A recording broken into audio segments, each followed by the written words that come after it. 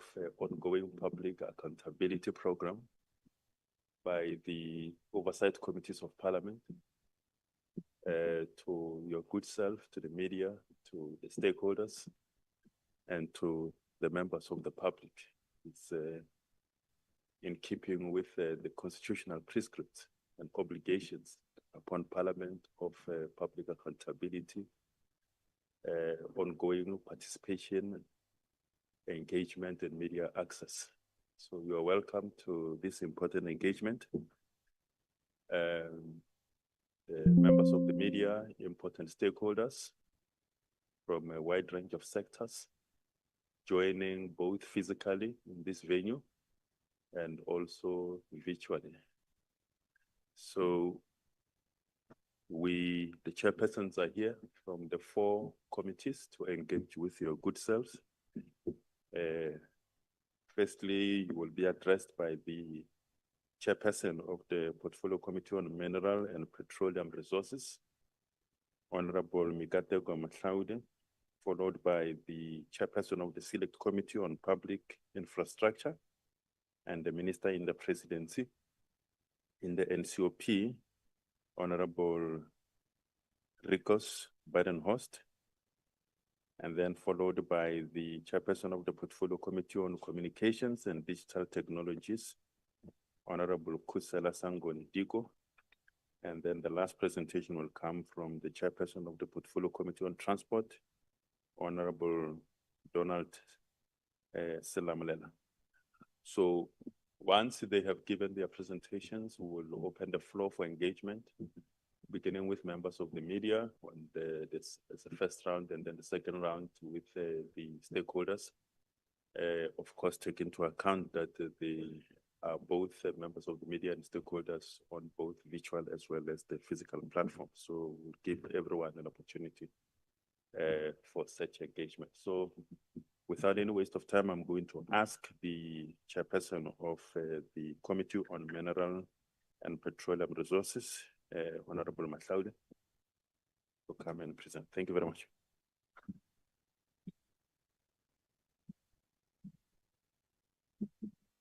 Thank you very much, Mr. Mothapo. Greetings to members of the media and stakeholders.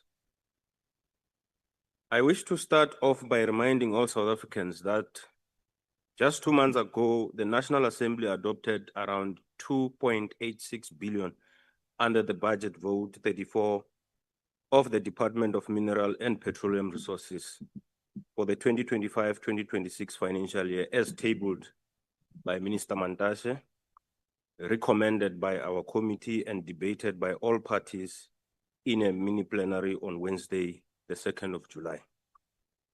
Of the 2.86 billion, 1.16 billion amounting to 40.55% is for transfers and subsidies to state-owned entities under the department. I'm deliberately giving you these figures so that you can appreciate the importance of our oversight work on the department and entities, because as public representatives, it is our constitutional duty, among others, to monitor how the department gets to spend taxpayers' money. For this briefing, I will update you on committee work on 4 areas, just 4 areas, namely the strengthening of the state-owned entities, critical minerals, illegal mining, as well as oil and gas development. So those are the 4 areas I will be dealing with. On strengthening the state-owned entities, ladies and gentlemen, I have already demonstrated that entities of the department under our portfolio, all combined, share 1.16 billion in this financial year. These entities play a critical role in the fulfillment of the department's mandate of policy development and regulation, transformation of the mineral and petroleum sector for inclusive growth, health, safety, and environmental protection, resource management and research, as well as economic contribution and job creation. we are pleased to report that as we stand here today, our portfolio and the country at large has a brand new state-owned company called South African National Petroleum Company. We call it SANPEC, launched by the Minister Mantashe in May this year. SANPEC was established because of a cabinet decision to rationalize state-owned entities, and it came out of a strategic consolidation of Petro SA, iGas, and the Strategic Fuel Fund. The holding company of SANPEC, however, remains the Central Energy Fund. Other subsidiaries of SEF, as you would know, are African Exploration, Mining and Finance Corporation, as well as PASA, Petroleum Agency South Africa. With that said, ladies and gentlemen, we have one of our entities that require close monitoring and attention, and that is Alexco. You will remember it belonged to another department. Now it's with us. Alexco mines diamond in Alexander Bay, the Northern Cape. Their operating model is rather complex, and it's very complex. It operates on a pool and share joint venture with Richtersveld Mining Company. Both Alexco and Richtersveld Mining Company have 51 and 49% shareholding in the pool and share joint venture, respectively, and have equal representation in the PSJV board. For context, the Richtersveld Mining Company is a subsidiary of Richtersveld Investment Holding, which is privately owned by the Richtersveld Community Forum. This CPF is constituted by 4 villages located within the Richtersveld Reserve, namely Kobus, Sandrift, Lekkerseng, and Eksteenfontein. In the early 2000s, the 4 villages launched a successful claim of the portion of land where Alexco has been mining since 1920s. The state could not afford compensation, and a deed of settlement was agreed upon for Richtersveld Community Forum to get 49% in terms of shareholding of Alexco and retain full mining rights of land. Then Alexco remained with 51 shareholding and full marine mining rights. Alexco's operational challenges are compounded mainly by 2 factors. Firstly, the deed of settlement directs that decisions of the PSJV board must always be unanimous. You can imagine 2 boards must be unanimous. And secondly, mining operations are carried out through contractors. Some of these contractors petitioned the Speaker of the National Assembly, Honorable Didiza, to investigate wide-ranging allegations such as corruption and governance lapse within Alexco's ecosystem. The Speaker referred the petition to us, and we processed it as the committee, including a 3-day oversight to Alexco in June this year.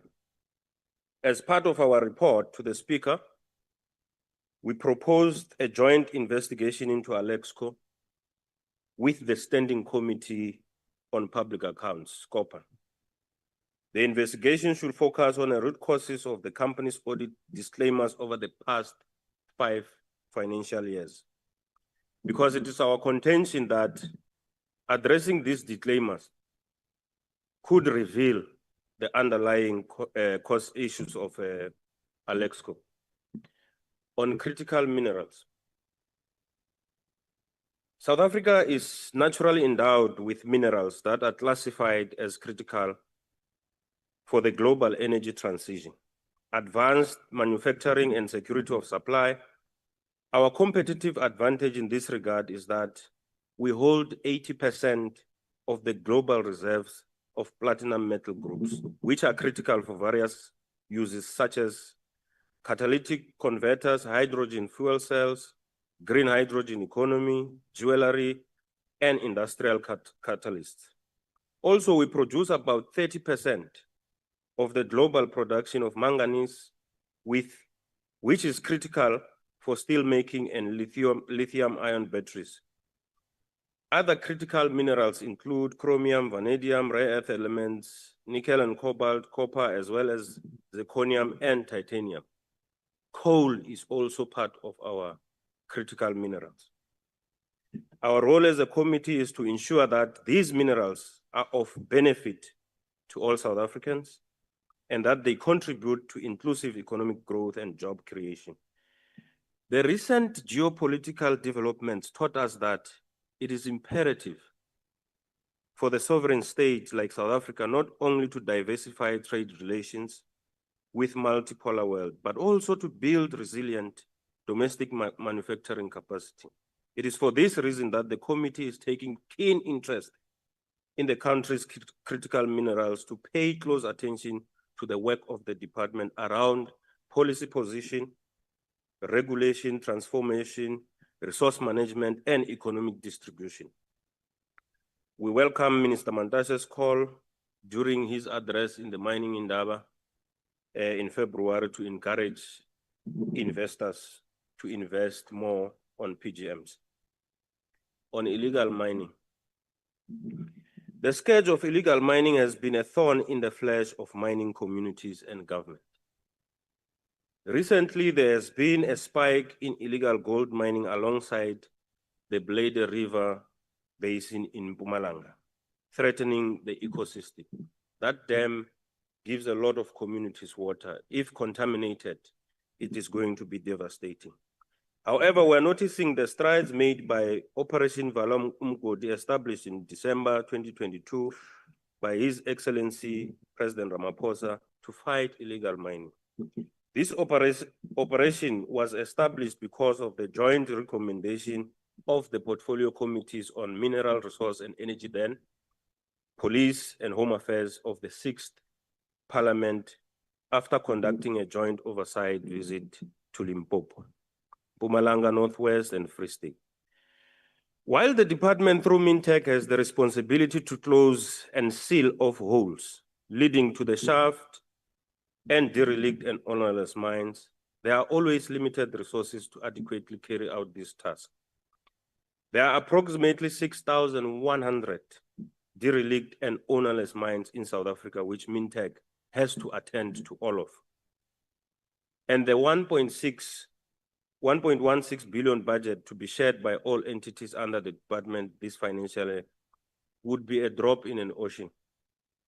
To mitigate the challenges of insufficient resources, the department took advice of the Portfolio Committee on Mineral Resources and Energy of the 6th Parliament to develop a policy position on artisanal and small-scale mining and to introduce the Mineral Resources Development Amendment Bill to criminalize illegal mining. The artisanal and small-scale mining policy was promulgated 3 years ago in March 2022. This policy creates an environment where artisanal miners, I must explain, artisanal miners, these are chisel and hammer miners, and small-scale miners using mechanized at a small scale mining. They can apply for permission to mine to close room for criminality. Our role in this regard as a committee is to hold the department accountable in the work of closing those holes within the financial means available.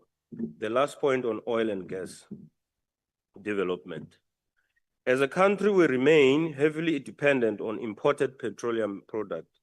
Of the 6 refineries that we have as a country, only 2 are currently operational, Astron Energy and Sasol. This places a significant strain on our domestic energy security. We are faced with a looming gas cliff in this country in 2028 and 2029, which threatens both our energy supply and our industrial base. Compounding these challenges is the reality that the development of oil and gas projects in South Africa faces significant opposition from environmental organizations. That's a fact. Many of these projects have been halted or delayed due to legal challenges brought by NGOs.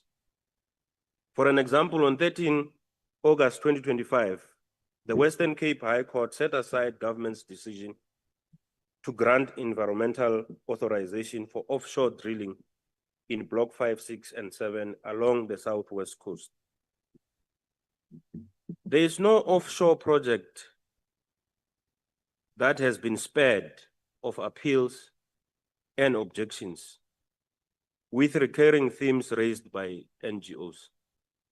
These often relate to the perceived misalignment between South Africa's climate change commitments under international treaties and its ongoing exploration for oil and gas resources. As a committee, we have taken a conscious decision to consult with both environmental organizations and the oil and gas industry. Our objective is very clear: to understand the issues from both perspectives, to seek common ground, and ultimately to work towards a solution that balances energy security, economic development, and environmental sustainability. Mr. Mutapa, let me stop there and will allow the media and the stakeholders to have clarity-seeking questions. I'm aware I took longer. Thank you very much.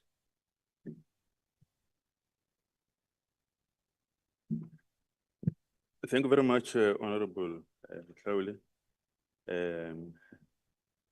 That you dealt with quite a lot of things. But I wish to invite the Honorable Chairperson for the Select Committee on Public Infrastructure and the Minister in the Presidency, Honorable Badenhorst.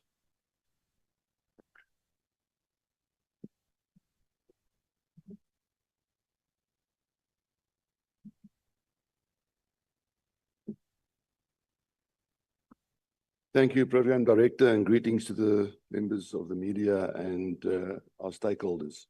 Good morning to you all. The Select Committee on Public Infrastructure and Minister in the Presidency is mandated to exercise oversight, and I just want to give this by way of background because the NCOP operates quite differently from the National Assembly.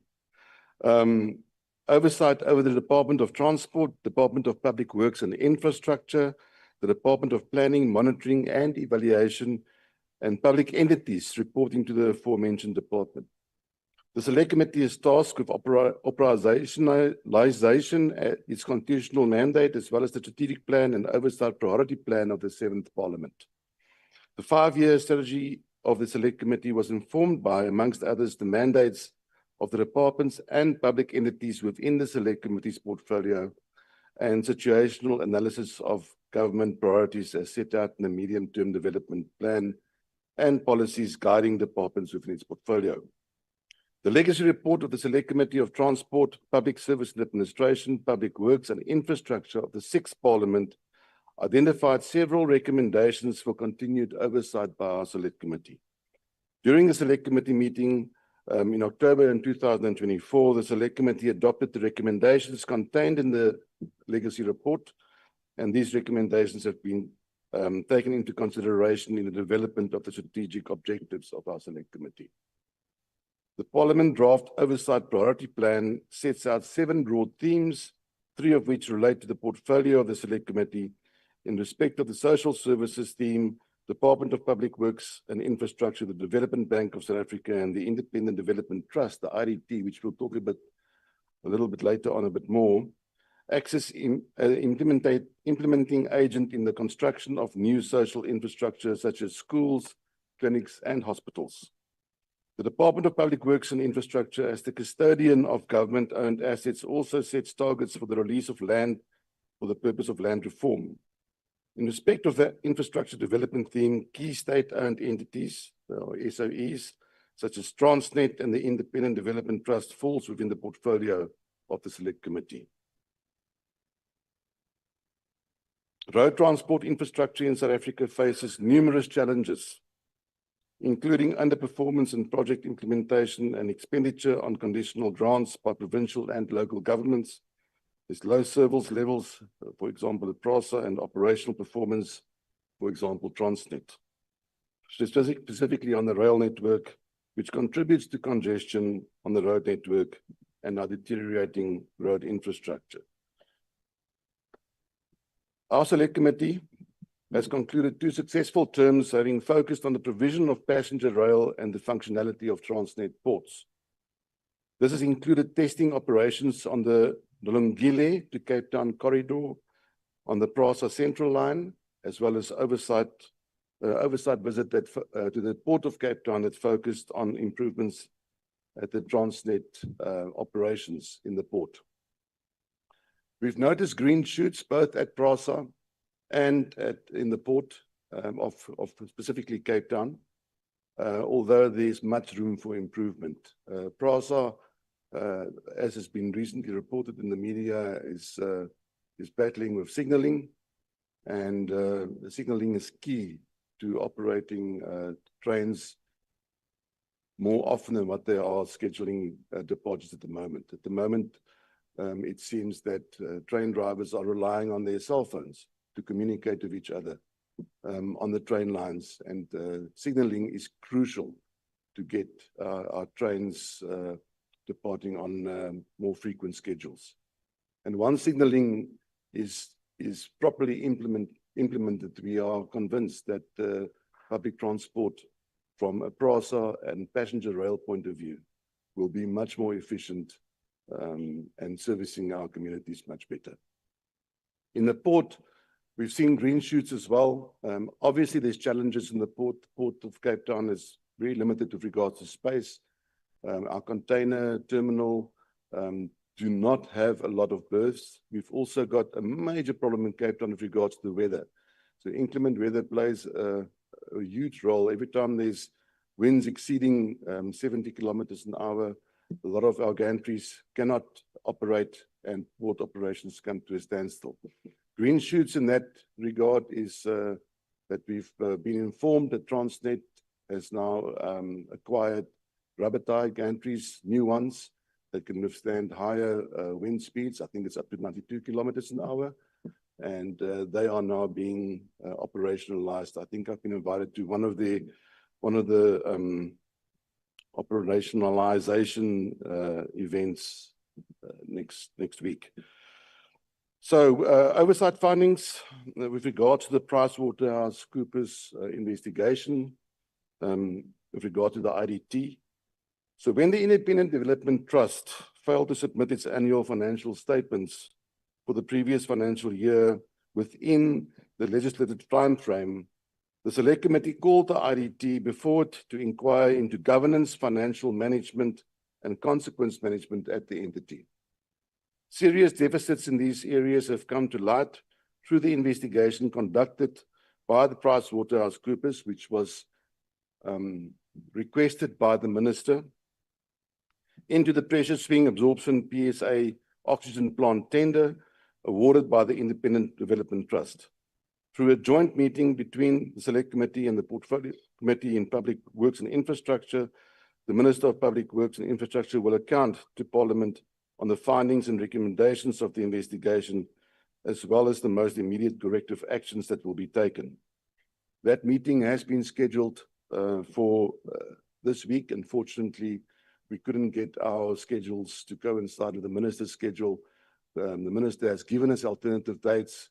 Unfortunately, with the Select Committee, with our vast scope, we battle with availability for a time slot, and we'll probably have that meeting with the Minister very early in the 4th term. The Select Committee will include the implementation of all recommendations contained in the final investigation report into its oversight program going forward, as I've just mentioned. As an implementing agent of the Department of Public Works and Industry, the IDT has a key role to play in the delivery of social infrastructure, including schools, clinics, and community facilities. And there should be severe consequences when limited funds are diverted through improper channels. With regards to progress on improvements in the quality of government buildings for service delivery, For the third term, the Select Committee will continue with a focus on the conditions of state-owned buildings. Inadequately maintained buildings do not inspire confidence in government and at worst risks the safety of public servants and communities needing access to services. Derelict and abandoned properties invite criminal activity into our city centres, and the Auditor General, Public Service Commission and the Department of Planning, Monitoring and Evaluation has made concrete proposals in this regard and has laid the groundwork for an improvement plan that must be finalised by the Department of Public Works and Infrastructure. These recommendations include, amongst others, initialising a debt dispute resolution mechanism for client departments that query user charges. That is currently being formulated, but it's not yet been introduced. The implementation of an optimization and reform strategy, which the Department of Public Works and Infrastructure has now introduced. Reforms to the procurement strategy and function, which the Department of Public Works and Infrastructure will now implement through the public-private partnership models, such as the build, operate, and transfer, and the refurbish, operate, and transfer models. Disposal of non-performing assets, which the Department of Public Works and Infrastructure said it would commence with within the next few months. With regards to interventions on reducing debt by organs of state to property management, to the property management trading entity, we feel that engagements are necessary between the Select Committee and National Treasury in respect of the need to rework the client department user charge model that does not efficiently support the property management trading entity optimization strategy. It is very sad that a lot of the user departments are paying the Department of Public Works and Infrastructure way below the market value for rentals. I think in our last Select Committee meeting, we were informed that the Department of Works and Infrastructure get around 24 Rand a square meter in rentals from user departments, where the norm is 110 Rand and more. So reducing the maintenance backlog, and this has caused this maintenance backlog of 28 billion Rand, requires budget reform to ring-fence maintenance budget so that departments cannot divert allocations to other operational expenditure. Further, the Department of Public Works and Infrastructure has requested the Select Committee's interventions in holding engagements with the Auditor General of South Africa, as well as National Treasury, to include the payments of the PMTE debts by departments as an audit focus and in securing executive undertakings for debt repayments. When it comes to transport, and I'm very glad that the Portfolio Committee Chair of Transport is here to answer specific questions. The Select Committee has been tracking undertakings made since the 2022-23 financial year that a digital driver's license is to be introduced for the country.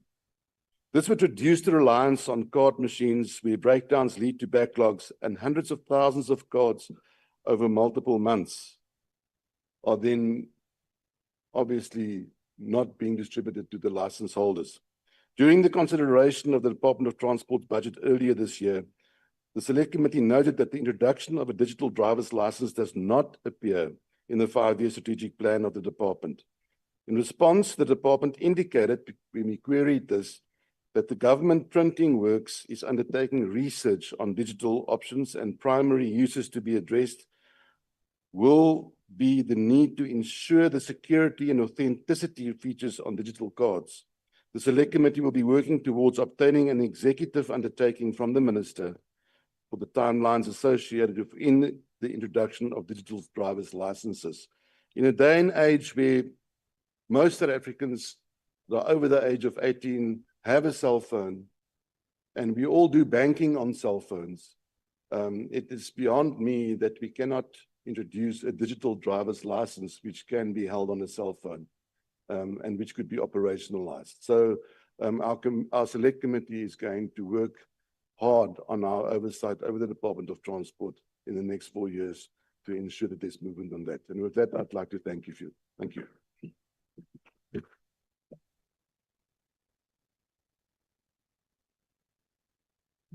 Thank you very much, Honorable Badenhorst. Honorable Badenhorst dealt with the issues of relating to PricewaterhouseCoopers, government buildings, property management, debt by state-owned organs and driving licenses cut. The next chairperson is the Honorable Chairperson for the Portfolio Committee on Communications and Digital Technologies, dealing with the issues of the SABC bill, broadcasting digital migration, broadcasting rollout, and Post Bank. Thank you.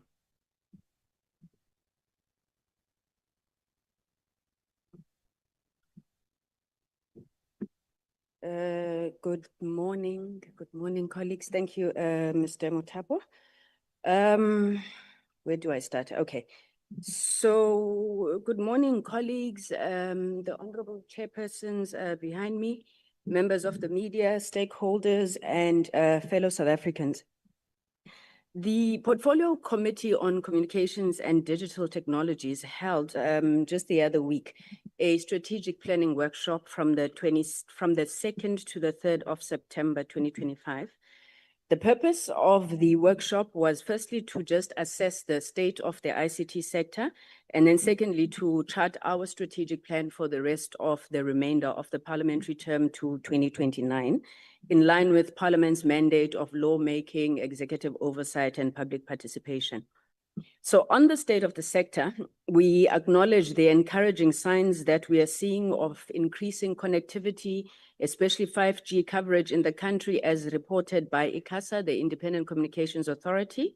However, we're also deeply concerned about the reported 2.3% decline in employment across telecoms, broadcasting, and postal sectors. And dare I say, while we are seeing that decline, we are also noticing that very few young people are employed in sectors that you would ordinarily expect them to be natives in.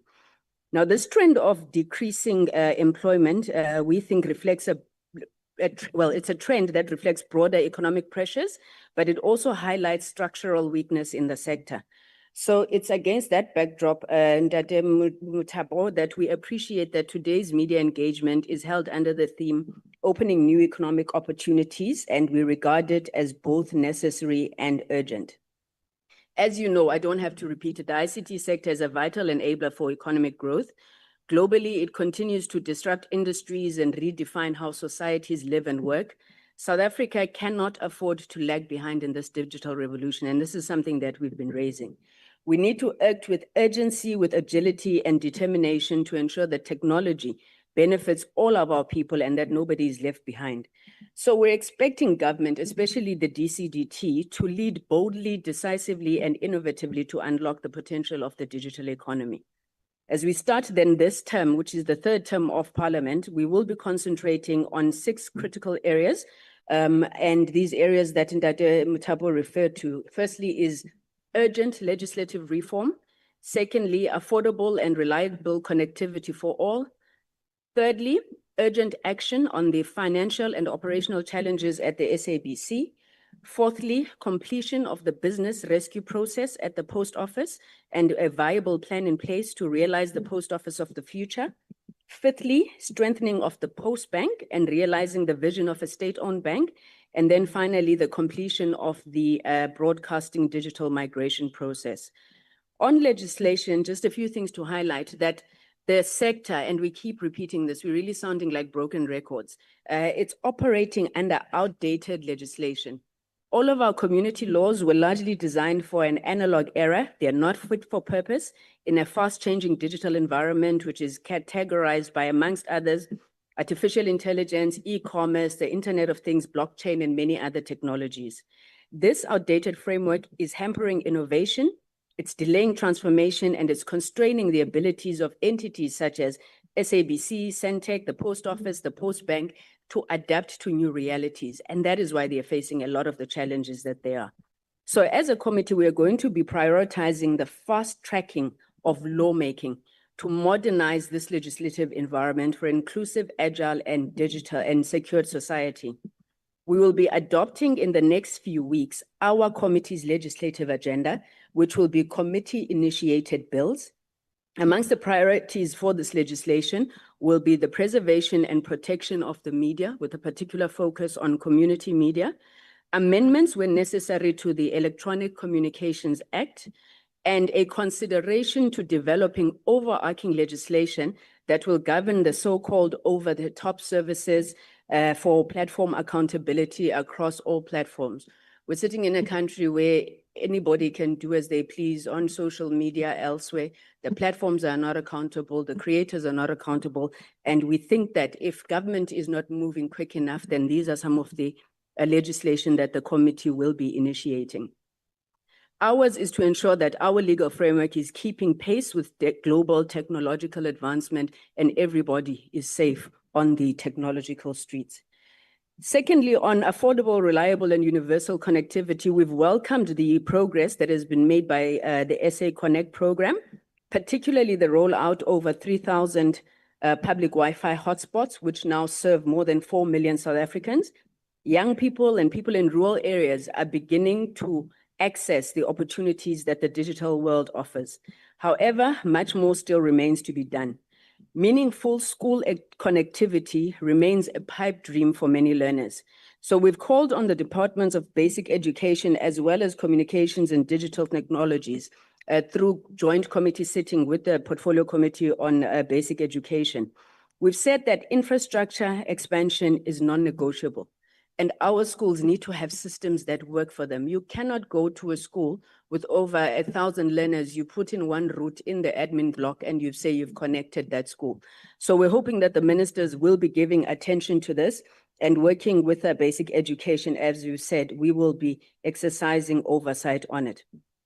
We believe that in order to achieve a truly connected society, in line with the digital transformation roadmap that was launched by the president, we must focus on infrastructure expansion. Now, this digital transformation roadmap, Honorable Badenhorst, it includes, amongst others, the development of digital public infrastructure, which would have digital IDs. This is a digital ID document that you have on your phone, digital driver's license, digital everything, whether it's documents from Home Affairs and so forth. A number of countries have already developed and launched these systems. South Africa, again, is lagging behind, and we're hoping that we are going to see urgent movement around this digital public infrastructure initiative. We're also saying that government must end these silo-based approaches that waste resources and delay progress. As Parliament, we continue to play an active role in accelerating the full implementation of the Broadband Infraco Act, the BBI Act, which supports the establishment of the State Digital Infrastructure Company. Now, this act was enacted to facilitate the expansion of affordable wholesale broadband access, especially to underserved areas. But what's happening now is that it's not adequately implemented. So you have fiber that is held by non-ICT state-owned enterprises, such as your Escoms, Transnet, Sanral, Prasa. I know you're listening, Chair. So these non-ICT state-owned enterprises, they have fiber across the country, which could help us literally achieve all our connection objectives. But it's sitting with them, it's not consolidated under the BBI Act as the Act requires. So we invited them to Parliament earlier on this year, I think it was in June, where we needed to understand what needs to be done for them to use their infrastructure asset and make them available to BBI in support of the broader national mandate to deliver affordable broadband services. We believe that this approach will lead to a consolidation of these assets from the state-owned enterprises to BBI to ensure that we reduce duplication with lower costs and achieve universal broadband access. Since then, and we must applaud both Minister Malatsi as well as the Minister of Electricity, Minister Ramokgopa, they've begun taking concrete steps in this regard. These are steps we appreciate and we will hold them accountable to deliver. It's really practical, actionable solutions such as these that we're urging government to focus on. On the SABC is at a risk of collapse. It's burdened by unsustainable debt, outdated infrastructure, and a broken funding model. When we spoke about the SABC, and we said amongst others, the withdrawing of the SABC bill is sounding a death knell on the institution. We were told we were being alarmist. Now, as we stand here today, Centec, which has its main client, the SABC, is bleeding more than 70 million rand per month to subsidize SABC's broadcast signal costs. This is unsustainable, yet the SABC bill, which was essential to ensuring sustainability, remains stalled in this parliament. SABC is teetering, as I said, on the brink of collapse. Jobs, livelihoods, and the sustainability of both the public and the community broadcasting sector is threatened. As a committee, we're deeply concerned by this prolonged and unnecessary delay in processing this bill. We wrote to the minister on this matter 2 weeks ago, calling for urgent action on his part to resolve the financial and operational challenges at the SABC. It's been more than 6 months. We agreed to stand down as a committee to allow him to deal with it, and not much, if anything, has been done. So we're urging the minister to once again finalize this process and not hide behind bureaucratic red tape. We're also calling on the department, DCDT, to engage the National Treasury around sustainable investment into the SABC. The SABC has not had a technology or infrastructure refresh in more than a decade. They're not looking for a bailout. The SABC is not looking for a bailout. And we want to make this point clear that government has a responsibility to invest in the strategic asset and recapitalize it when necessary. So time for decisive action is now. I can hear the chairperson is intimidating me there. So I'm going to jump to the last issue. I think when you read the statement, you will come across issues relating to the post office, which we're very worried about. Almost R250 million now has been spent on the business rescue practitioner fees, but we still haven't seen a viable turnaround plan on the table. The minister had promised when he appeared in the House that in a matter of days, he'd be making a call for strategic partners. It still not yet has happened. The Post Bank, very briefly, we've noted media reports that SASSA is intending to terminate the master services agreement between itself and the Post Bank. We've also noted that Post Bank has fierce opposition to the termination of the MSA, and they've initiated legal action against SASSA. We are yet as a committee to engage with these two state organs, but I must say that the Post Bank has made tremendous progress over the last 3 years, and really it has new leadership in place. It's emerged from years of disclaimers to an unqualified opinion. It even declared back to the fiscus a dividend of 760 million rand last year. I think that's more than Telkom did. Now is not the time for the Post Bank to be weakened, as we believe that the termination of this agreement is. It's time for the Post Bank to be supported and strengthened, and we're calling on the Ministers of Communication as well as Social Development to resolve this impasse and exhaust all dispute resolution mechanisms in the agreement. The less said on the broadcast digital migration process, which was my last issue, is better, because we've just said this process remains a national embarrassment.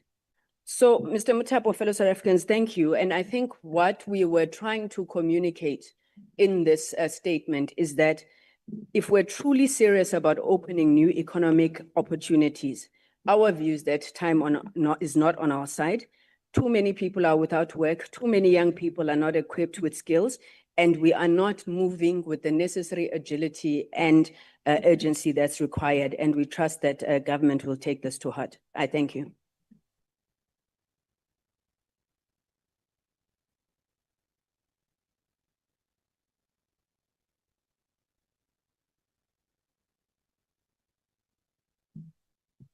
Thank you very much, Honorable Sangweni Digo. The last presentation will be from the Honorable Chairperson of the Portfolio Committee on Transport, dealing with the oversight issues over taxi and e-hailing matters in the country. Thank you.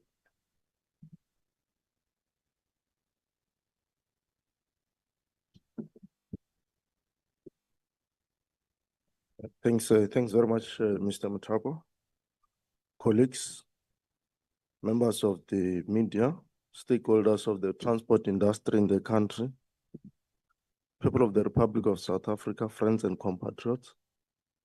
As Mr. Muthapo indicated, we are today reflecting on the matters relating to taxi industry.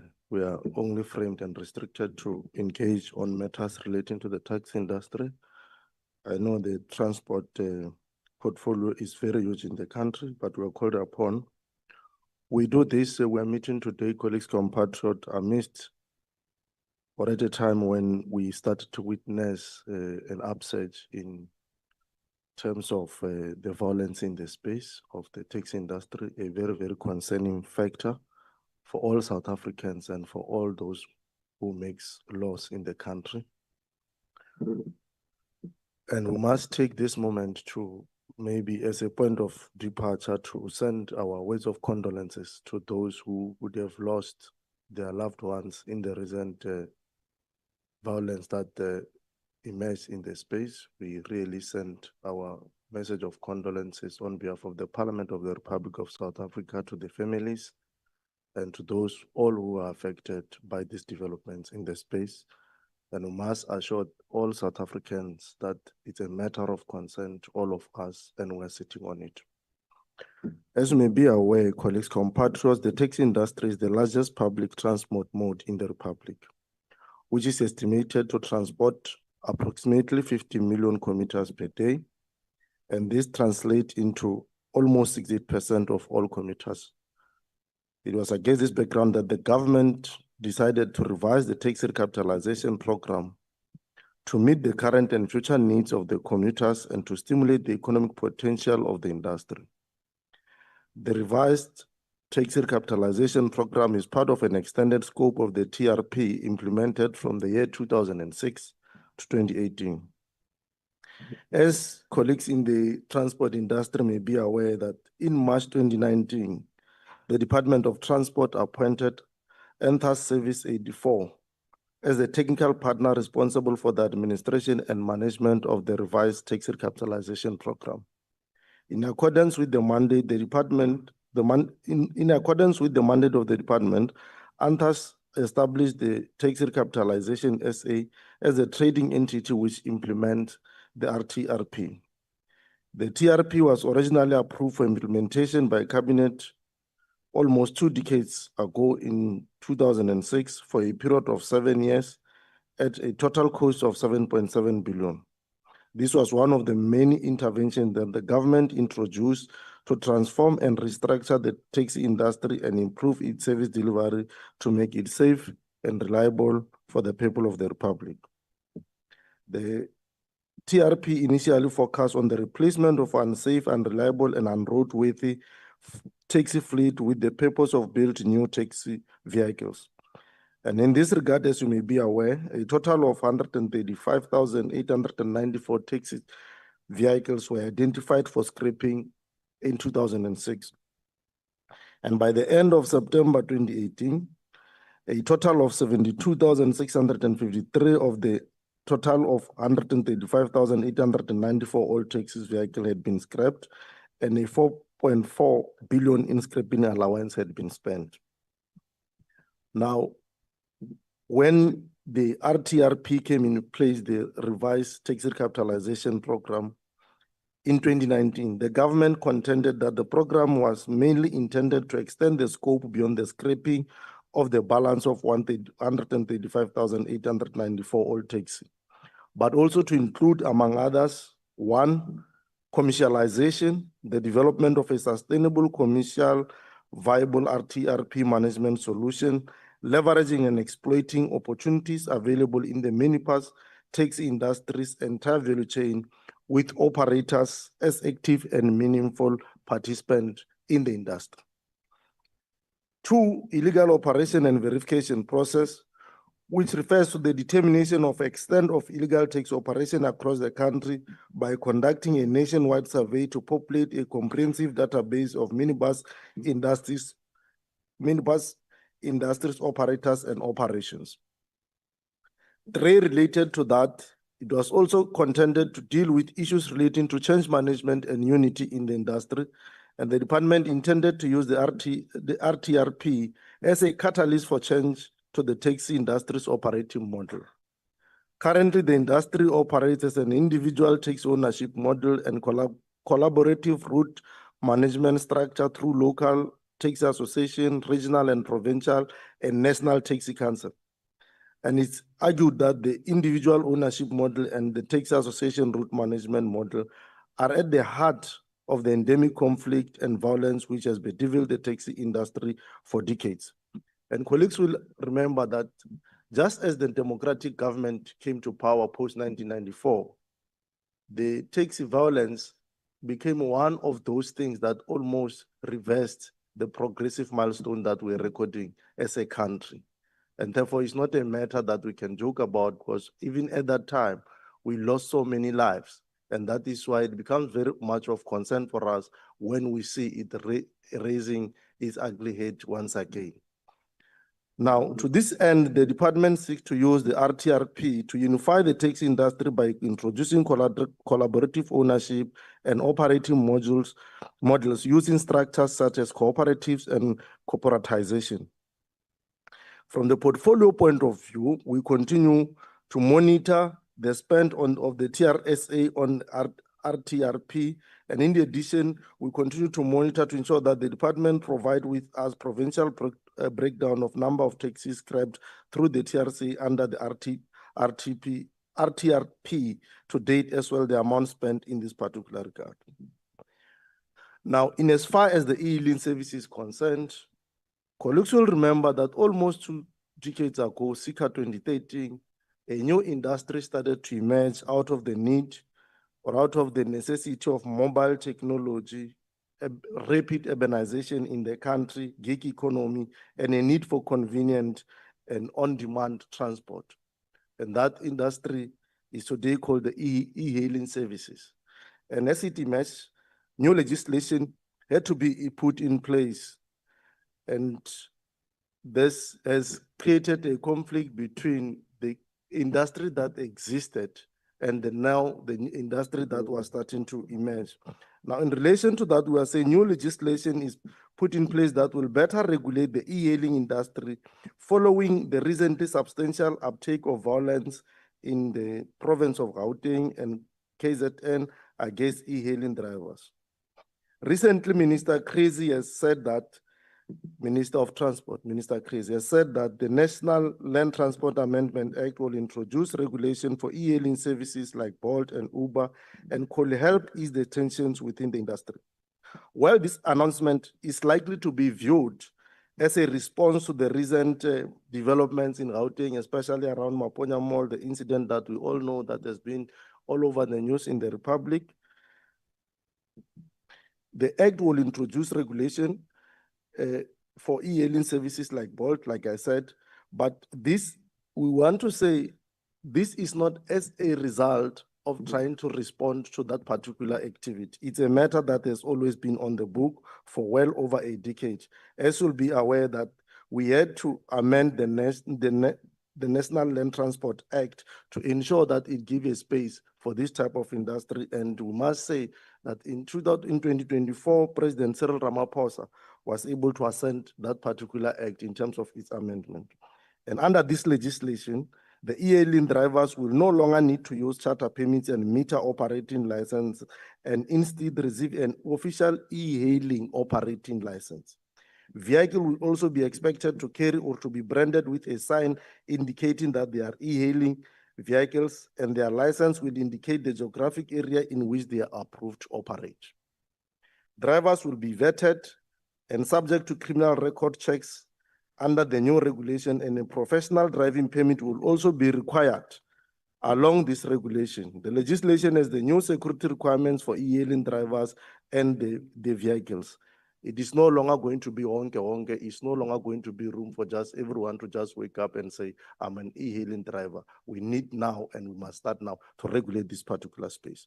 This includes needing a panic button and drivers ensuring that their profile photos is up to date for accurate client identification.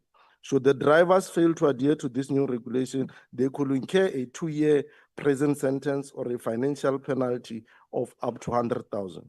Regulators are also empowered to withdraw or suspend licenses as needed when an operator is found to be violating the National Land Transport Act. Minister Creasy approved in March this year, and the legislation is currently being translated into 2nd official languages ahead of its being gazetted or implementation, which is currently slated for the month of October, which is just in the next few weeks. So we are really calling the industry to start making up, because when these regulations are in place, there's not going to be any room for a sorry.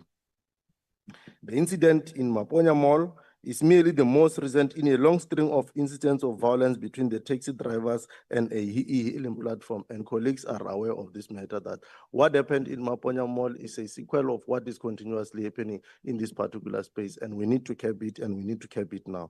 One of the reasons for the conflict was the concern of the Soweto Taxi Association, which took issue with individuals without credential posing as e-hailing drivers to make a commission and frequently at uncompetitive rates. The South African National Taxi Association echoed this sentiment and noted that LTA is essential in the current situation where unregulated operators have become a commonplace. There is a consensus in the industry, and I think colleagues and stakeholders who are here will agree that we are all agreeing that we need to finalize these regulations, and they must be in place and they must be implemented. And this is the only way we can ensure that we abort a potential of declining into a crisis and violence in as far as this space is concerned. While the new act will help reduce violence, it won't prevent that natural evolution of the transport industry. Minister of Transport, Minister Creasy, says the laws imposing various new requirements on e-hailing operators and drivers in South Africa will be gazetted, as I indicated, in the next 2 months. The issue relating to the Cape Organization for the Democratic Taxi Association and the Cape Amalgamated Taxi Association is of serious concern to us, not only as the people of Cape Town or not only as residents here, but for all of us as the people of the Republic of South Africa. It's of concern to us because it has a potential, if it's not kept, to spiral across the country. And we, like I said, it's a matter that we may not want it to spiral, not to be arrested. And our view as the PCO is that the taxi industry should be formalized, should be regulated, and this includes, among other things, shifting from an informal, fragmented model to a regulated corporate structure that improves accountability, safety, and financial management for operators and commuters. This process, we hold strongly that it must include formalizing businesses and holding companies, creating robust licensing and regulatory systems, implementing technology for better management, and adapting to new business models like e-hailing, with a focus of making the industry more efficient and more professional and profitable. Our appeal as the Portfolio Committee of the Transport of the Parliament of the Republic to both CODETA and CATA is to resolve their difference amicably. The peaceful resolution of the conflict will not only strengthen the foundation of the public transport in the province, but it will also underscore the power of dialogue and accountability in overcoming conflict will ensure that interests of the commuters come first. But lastly, I must indicate that we continue to call as a portfolio on the law enforcement authorities and agencies of this country to play their part as the regulations are coming in, to ensure that they are adhered to ensure that we arrest the potential violence that can emerge out of industry. Thanks very much.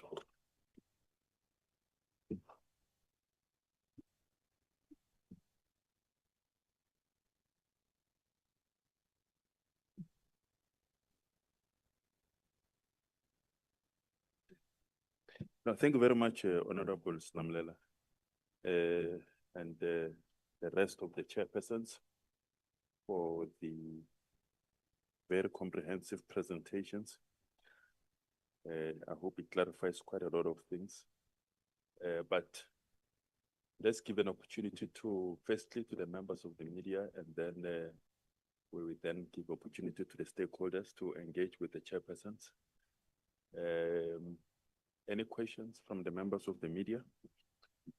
Both physical, I'll start with physically, and then I will go to virtual. Thank you very much. It's Kulegan Mukubana from Sunday Times. Wanted to ask a question to the chair of the Communications Committee. She mentioned and alluded to lawmaking as being a key priority for the committee going into the coming work schedule.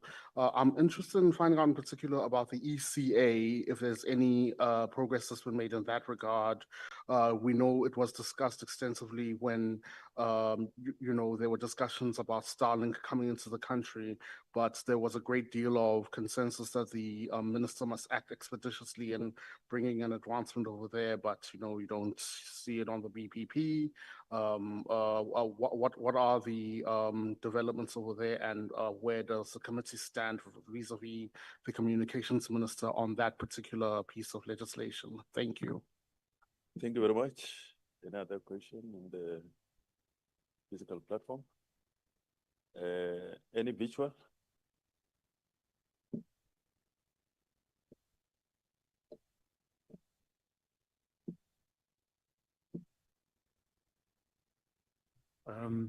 This one from Pamela. Chairperson, while youth unemployment remains a central focus, Directed to which chairperson? it's actually directed to the chair on communications and digital technologies.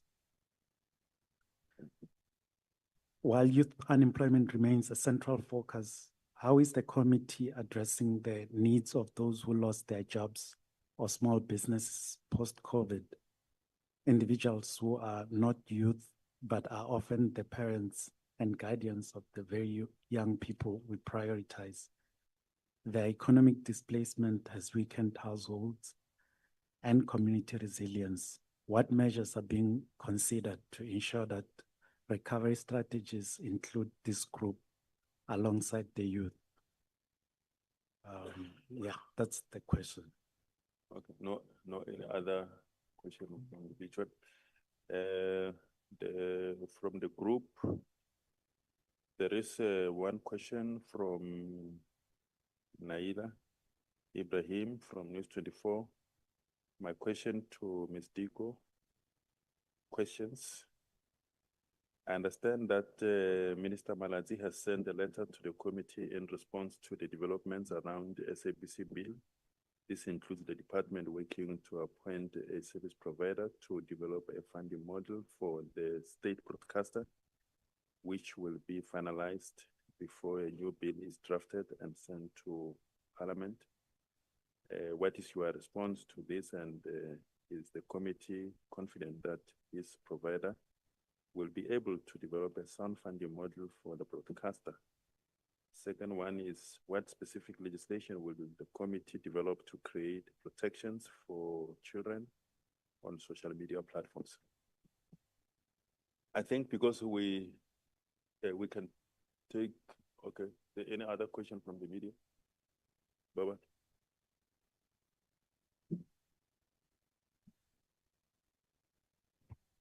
Hi, thanks, Moloto. Just a question for Honorable Badenhorst. You spoke about PRASA and issues around signaling and all of these other technical issues that are hampering, the rail service. I know the Western Cape has been advocating for the devolution of passenger rail, maybe the establishment of a provincial mobility department that will oversee rail transport. Is this something that you would advocate for, as far as helping improve the system? Basically, provinces taking it upon themselves to deal with PRASA specifically. Is that something that, as a chairperson of the select committee, is that something that you support? Thank you.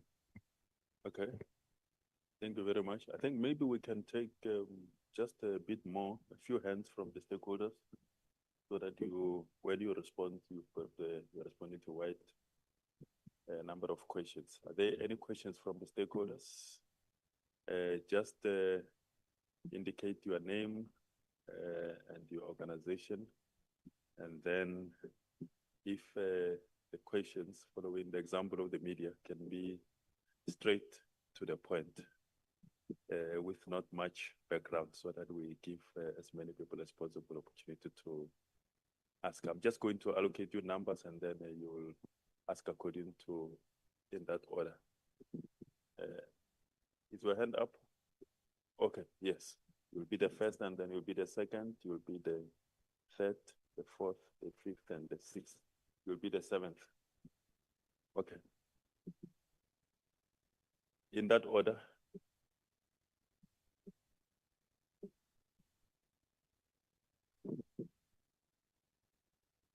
All protocols observed. Good day to all the stakeholders in attendance. My question specifically, I'm Eugene Mochana, the Secretary General of the South African Meter Taxi and E-Hailing Association. We just want to welcome this briefing today and these developments in light of what has been happening.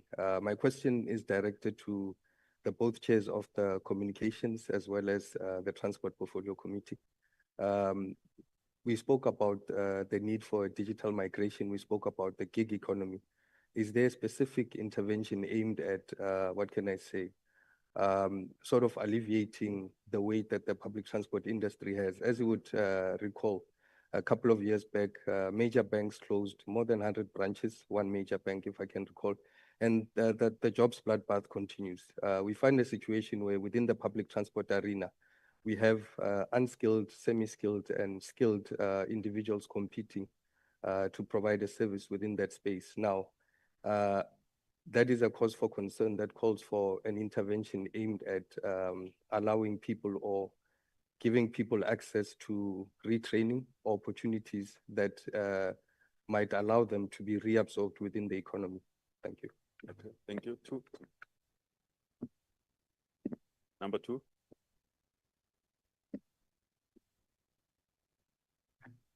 Good afternoon, colleagues. This is Lebogang Kgasago, the Business Development Officer at Santia. My question is for the chairperson, Sela Molela, in terms of the new regulations that are going to be given for e-hailing drivers. My question is, what support will be given to these drivers to meet the compliance, such as you mentioned, branding, vetting processes, and professional driving permits? And will there be a national database for these drivers vetting to avoid duplication across these different platforms?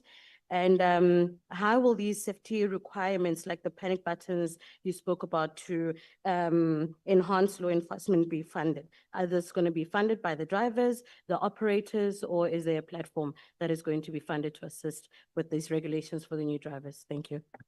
Thank you very much. I like the questions. They're very straight to the point. So let's follow the example of the first two. Three. Thank you for the opportunity. My name is Tebogo Lesabu from the National Union of Mine Workers. Mine is directed to Comrade Mahlawa. It refers to the presentation you highlighted that in your presentation that one of the responsibilities of the committee is oversight and to ensure that these minerals are of benefit. Now, my question relates to the how part. What concrete steps will the committee undertake to ensure that the critical minerals policy is implemented, especially in light of the previous administration? How will you strengthen it in this time around to ensure that everything comes to pass? Thank you. Thank you very much. Four. Thank you, Chairperson. My name is Nkosazana Masiza, and I work for the National Union of Mine Workers.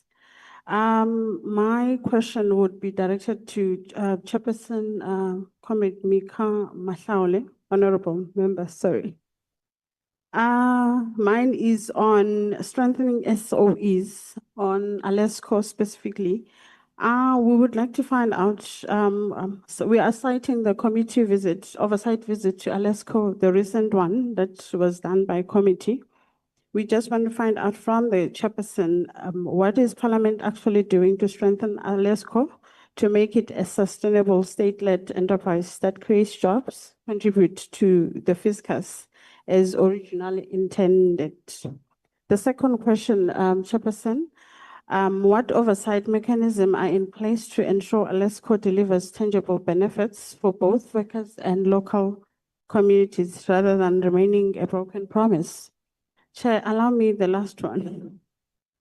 Sorry, on illegal mining. We are all aware that South Africa is losing 7 billion a year to the syndicates while SOEs collapse and workers sink deeper into poverty. Chairperson, our question is, why do we still lack a national strategy to reclaim the revenue and reinvest it into job services and state capacity? Thank you so much, Chair. Thank you very much. Five. Good day. I'd like to greet the chairpersons, the media houses, and fellow stakeholders. My name is Sizwe Dlamini from the Western Cape Hailing Association. So basically, my question is posed to the chairperson of transport. The question is, are the regulations really here to put out fire between other modes of transport of industry, or they're just here to solve issues that are being faced by the e-hailing operators? Okay, thank you very much. 6. Thank you, Chairperson. My name is Umar Parker, and I'm the Secretary General for the National E-hailing Federation of South Africa. I have essentially 3 questions, and I will try to be very brief. The first question relates to the taxi industry, in particular, you know, the conditions and of the drivers who are working in the taxi industry and not the so-called employers. And I've not heard anything. There was no clear, omission in anything speaking to the drivers who are the most vulnerable sector, a component within the taxi industry. One have noted that there's been a sectorial determination to deal with their rights. There has also been a bargaining council that has been established, but one do not hear to what extent those instruments have become effective in addressing the issues that drivers are facing within the taxi industries. And that being the most vulnerable component poses a significant risk for the stability within that industry. And my question relates to what is being done to mitigate and to assist with addressing the real concrete issues of employment of drivers in the taxi industry. That's the one question. My other question relates to the question of safety, as is one of the critical areas within the sector. And one has noted that there is mention of driver verification processes that are going to be developed and enhanced, but one does not hear anything speaking to rider verification. Quite often one find within our sector, strange things happening where riders are actually being used to perpetrate criminal acts against drivers. So rider verification. My last question, and related to that, is the question of identifying vehicles with vehicles, which poses also a significant risk in exposing drivers to criminal elements. My final question relates to total compliance. Now, compliance does not only relate to us having operating licenses and complying with the law. It also relates to the app companies being completely in compliance with the laws of South Africa. And it is very clear that for the last period, since 2013, with the emergence of Uber and Bolt in particular, they have been allowed to onboard drivers onto their platforms without the legal requirements to operate. And that has caused saturation within our sector. It has caused an influx even of so-called criminal elements within our sector. And the law cannot be applied in a selective way. The law is applying to us right as it is right now, even with the act not having, the amendments not having been taken effect. But you are being impounded when you leave the Uber office, when you onboard. And what has been done, and what is the oversight committee, what have they recommended in addressing the ongoing illegality in terms of how Uber is operating? Lastly, Okay, I think. Okay, I fine, think thank you. That was the last question, so let's just take, yeah, thanks. The last one, the 7th. Hello, everybody. My name is Rachel Fisher from the organization Undoing Tax Abuse. My questions and comments are directed to Honorable Diku, Chair Lady of Communications and Digital Technologies. So we know South Africa is really good at leapfrogging based on lessons learned internationally. And we welcome the idea for the digital infrastructure on the digital ID cards as well as driver licenses. Now, we are aware of transport issues and challenges with the driver license card authority and only having one machine that regularly breaks down. But considering even the challenges, but also the opportunities with Home Affairs, and we're well aware now in media about the cleaning up at Home Affairs and IDs, how do you see leapfrogging from fixing current issues of the green books, the ID cards that are not rolled out, and issues of driver license cards into them being digital? Because shouldn't the physical ones be successful and rolled out before we can jump onto digital infrastructure? Okay, we'll take the last one, ma'am. Good morning. Forgive me that I came late. My flight was canceled. The SA flight, so I came. And I unfortunately did not hear you, Chairperson Mika, talk, but my name is Ambassador Bridget Motsepe. I am the founding president of the South African Mining Development Association, which is the junior mining chamber. I started the mining industry in 1986 when there was no BEE, and was part of the development of the mining charter, the Triple B codes, mining legislation in South Africa when President Mandela became the president, President Mbeki became the president. Now, what worries me, and the reason why I saw the need to come here, is that we implemented the legislation, and I've been very instrumental in seeing how the implementation of legislation has been successfully creating other charters and other Triple B codes in other departments. Because I remember when Joan Fabs was the chairperson of the Portfolio Committee of Trade and Industry at that time. She had a joint committee of mining, finance, and trade and industry. And we looked at all the alignment of the Triple B codes of the mining charter and that kind of thing. My fear is we have not yet had an audit in South Africa to check what the deliverables are. And we have not yet, I haven't seen a concrete audit in terms of the winning formula in the deliverables. Every person who has a mining license or any license in any department given by a minister has to be compliant.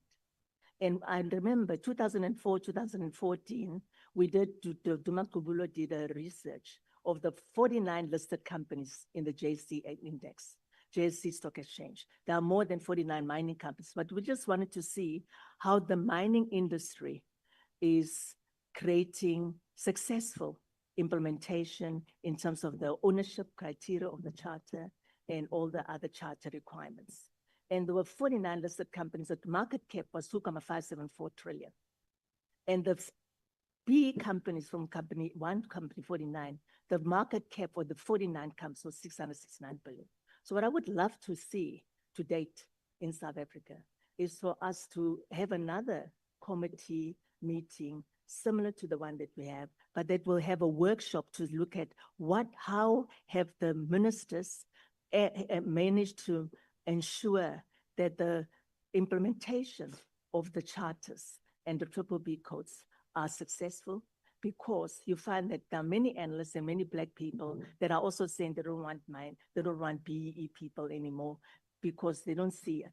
And also something else is that Parliament Portfolio Committee members, I have seen that lots of the Portfolio Committee members do not really make sure that compliance, they make sure that the ministry is implementing the legislation the way it should. Because the last time I was with Joan Fabs, I did say to the Portfolio Committee, no one has ever asked me about Section 26. And I say to them, Section 26 in the mining industry says, every mining producer that produces that ore, that exports that ore offshore, the minister, in consultation with the Minister of Trade and Industry, can then advise, should ask the mining companies who are those companies. If I say the company's Caterpillar, they're taking the iron ore and then to create the final product. the minister can ask those companies, why don't you come to our special economic zones and create your manufacturing plants here and beneficiate here? So there's so much to talk about, and this is a question and answer question, period. And then I've been building mines all over Africa. AngloGold Ashanti, and I own Sharp Sinkers, a company that was building mines for other mining companies. And what I'm saying to the mining committee of the African Union Parliament, where I'm the special envoy for inter-Africa trade, economic development and entrepreneurship, that Africa does not own. As the keynote address speaker, 2023 at the DMR, at the Congo, and the strategic minerals are there. Now we are hosting, the South African Parliament hosts the African Union Parliament. So I'm appealing to Parliament now that we should then talk.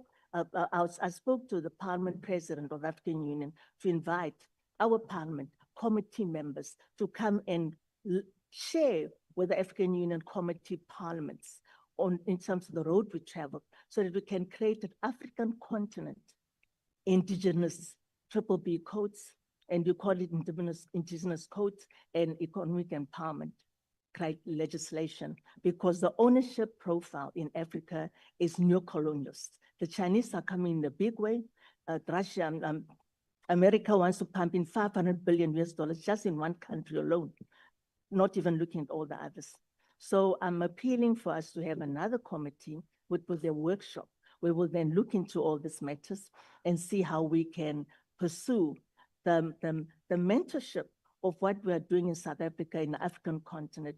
So we do not have neo-colonialism. We have the Boko Harams, we've got the M23, and we have all this that is happening now in Mozambique, because people own, but they don't get the benefit of owning. And our legislation in South Africa is enabling us to make sure that even the workers, the mining charter says not less than 5% must be owned by the workers, not less than 5% must be owned by the rural community and community trust.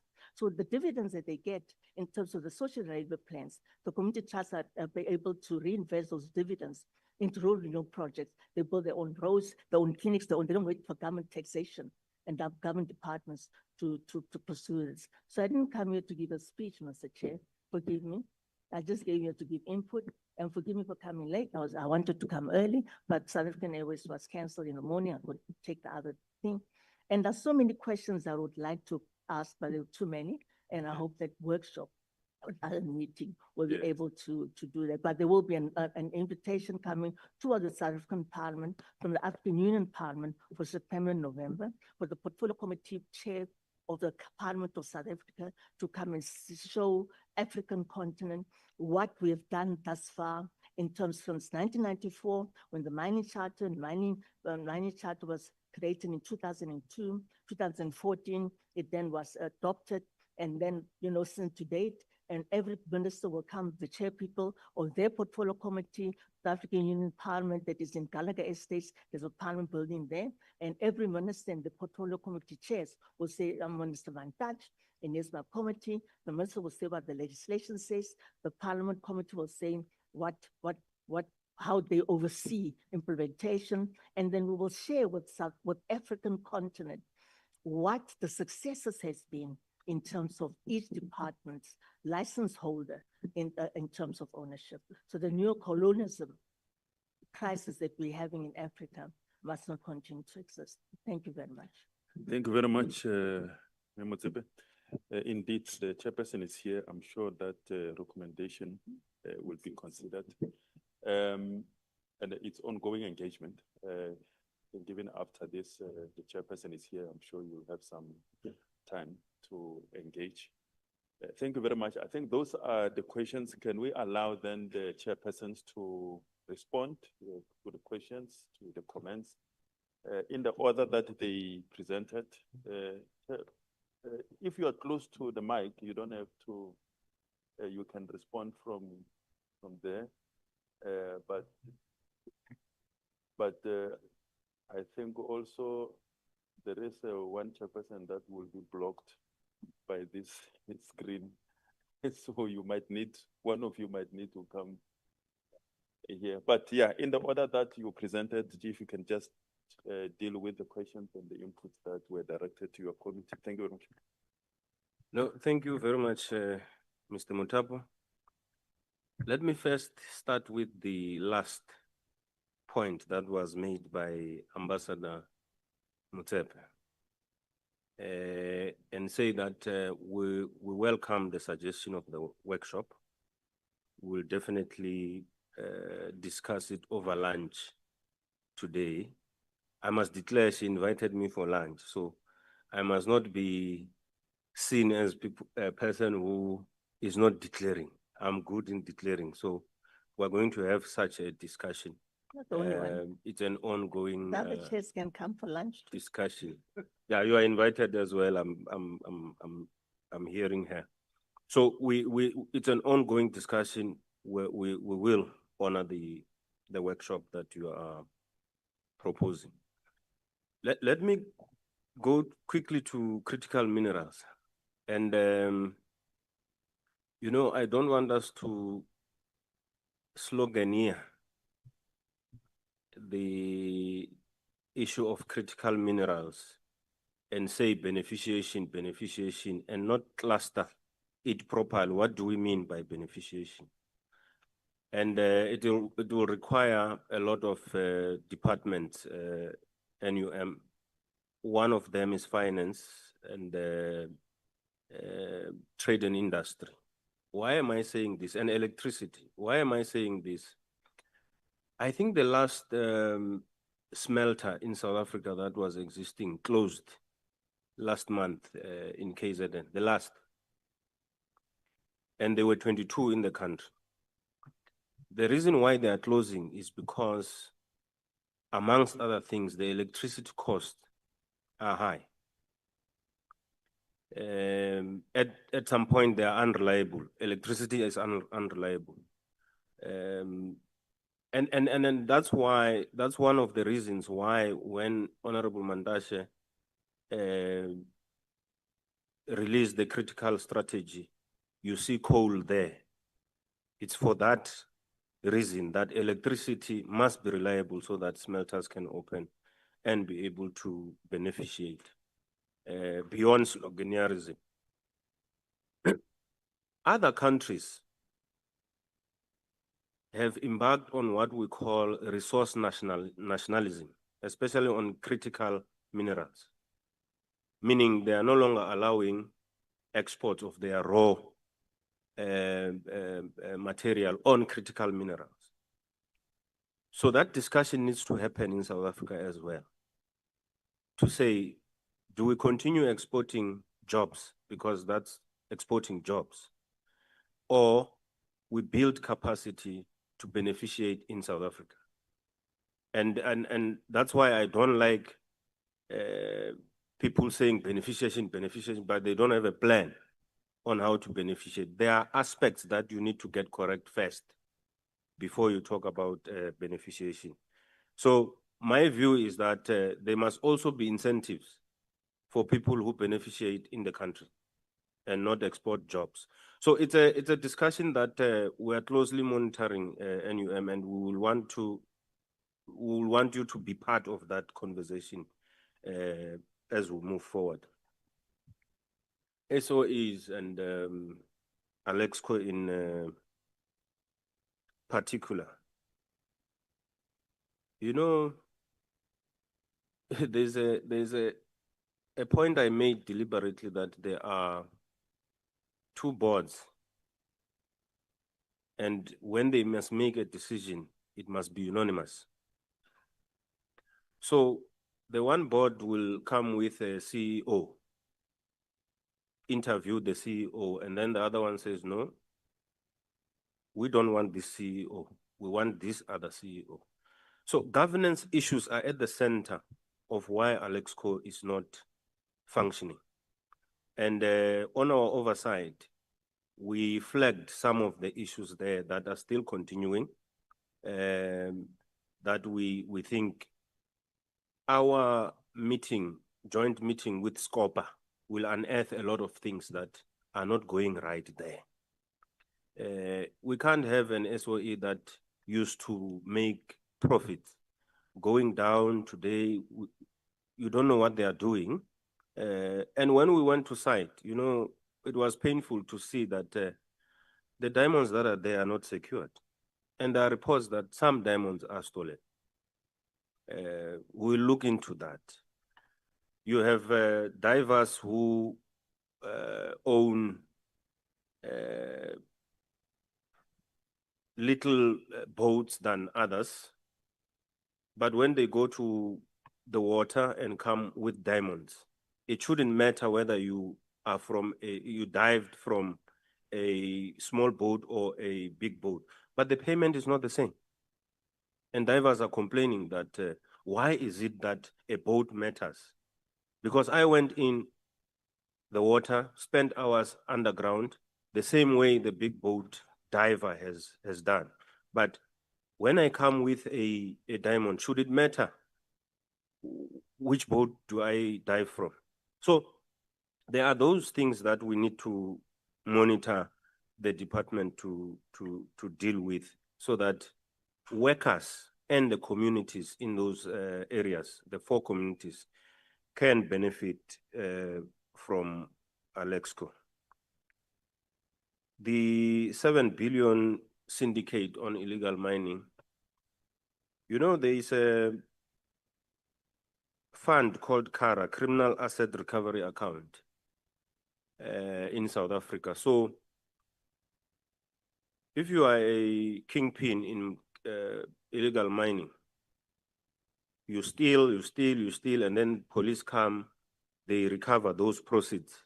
They take it to that CARA account. It goes across. You can ask the Minister of Justice how that money has been used. By the way, the unit that deals with Operation Vala Umgodi, I see people saying, no, it's taking a lot of money. It takes money from the illegal proceeds through that CARA account. So you are using criminal proceeds to fight corruption. How do we bring that money back into the economy? Let's first deal with the scourge of illegal mining, so that when we start dealing with the economy, that money that is going to illegal proceeds comes into the economy. The artisanal and small scale policy, which we forced in 2022 that the department must have, was really to make sure that there is a graduation from illegal miners to small scale and artisanal mining, where there are regulations that will happen as opposed to just going to mine unregulated. Anyway, when you are regulated, the proceeds do not get lost somewhere. They come to the economy, SARS comes in, and then that money you are talking about goes into the economy and be accounted for. Now, there was MPRDA. Now there is a MRDA that is circulating. The department is asking for comments and all of that. It will come back to us, and we will want you to come and make inputs as well. It seeks to enforce that artisanal and mining and small scale policy, to make sure that it's enforceable. If you want to mine legally, you are given a permission to mine legally, you are regulated, and you become a miner. Those that will not want or have the appetite to mine legally, they will still be classified as illegal miners. And that is a criminal act, so they will be criminals. We will continue to call them criminals. So that is the point that I think came out. I'm not sure whether I'm leaving some point that I didn't deal with. I think those are the issues that came to me. Thank you. Thank you very much, Honorable Matlaule, Honorable Badenhorst. Yeah. Sorry, I didn't get your name. The person who asked me the question about devolution. Somebody asked me a question about the evolution of rail transport. It was Babalon Deze from EWN. Oh, okay. Yep. Yeah, so the national white paper on national rail policy already acknowledged the policy and operational advantages of devolving public transport. Public transport functions actually to spheres with necessary capabilities. It's already there.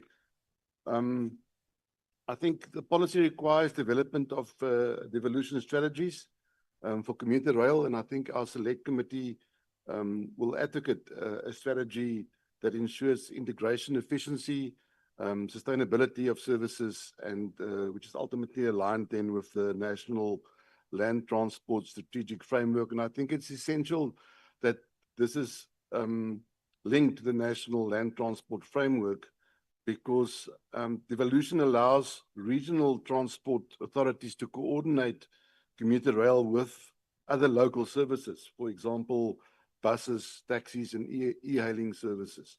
Okay,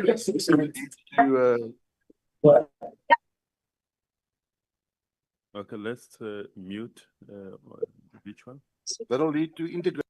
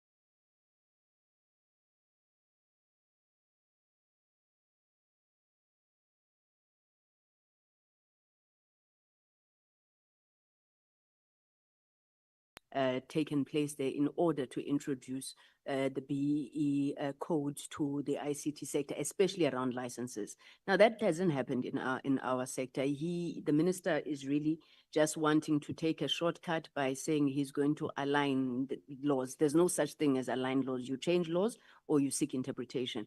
So our view has not changed on that. We're very keen to see how the minister is going to proceed on that matter. And I mean, we agree. If there must be changes to the law, we can have that conversation. And we agree with the telcos wanting regulatory parity. But the question is, what is that going to look like? And what sort of obligations and licensing regime do you create for the likes of Starlink and so forth? And maybe just to close off on this issue of lawmaking, why committee bills? And it also goes to the question, Mr. Mthabo, that you had given me about the SABC bill. I have yet to see a bill. Okay, there was one bill, which I think was electricity, which was fast-tracked, and I suspect it was because there was a constitutional court order. But the legislative cycle in this country takes no less than between 2 and 3 years. And on the SABC bill, which again, I reiterate, remains in Parliament, it has not been withdrawn. On the SABC bill, we've said to the minister, this bill is here. It's sitting in Parliament. The changes that you want to make, I'm not saying they're insignificant. They're not fundamental, right? So in the process, because where the bill stopped was where he was supposed to come and respond to the public submissions. And then on the basis of the public submissions, we could make amendments and take the bill forward. Why he's running away from just responding and saying, I've listened to SOS, media monitoring, everybody, I think that this is the change that must be made to this bill. Then he keeps speaking about the issue of the funding model. And this is also part of the question that we've been asked. So the minister says he's withdrawing the bill because there's no funding model. It gives him up to 3 years to come up with a funding model. Up to 3 years does not mean you take 3 years. He can do it in 3 days, 3 weeks. In his letter to us, he says 3 months. There must be something magic about this number of 3 months. He says soon he's going to appoint service providers who are going to look at creating a funding model. This is the strangest thing that I've ever heard. I don't know if maybe these service providers, I mean, the minister would know what he's looking for in these service providers, but you go anywhere in the world, there's only a few ways that public broadcasters are funded. So it's advertising, it's from the fiscus, it's a blended mix, it's commercial raising, it's household levies. I don't know what the special funding model is, but let's assume that the minister is correct. They're going to come up with something that is unheard of. Where is he going to put it? Because you can't say, I'm withdrawing the SABC bill because there's no funding model. It's not a money bill. You can't direct a taxation through that bill. He needs this SABC bill to be passed. And then once it's passed, he can then say, in line with the empowerment, if there's such a word that I got from the bill, here's a funding model. We're not sure. We do want the matter to be finalized though. And I'm worried when he's talking about 6 months, because when we spoke to Centec, and I mean, when he speaks about 3 months, when we spoke to both Centec and SABC, they indicated that they don't think that they can continue with their operations in the current state beyond of December this year. Centec has threatened to cut off the SABC signal distribution because they cannot carry the SABC anymore. So if the minister is saying in another 3 months, he's still maybe going to come back with, a funding model, then he's still going to initiate legislation, that sounds like a recipe for disaster to us.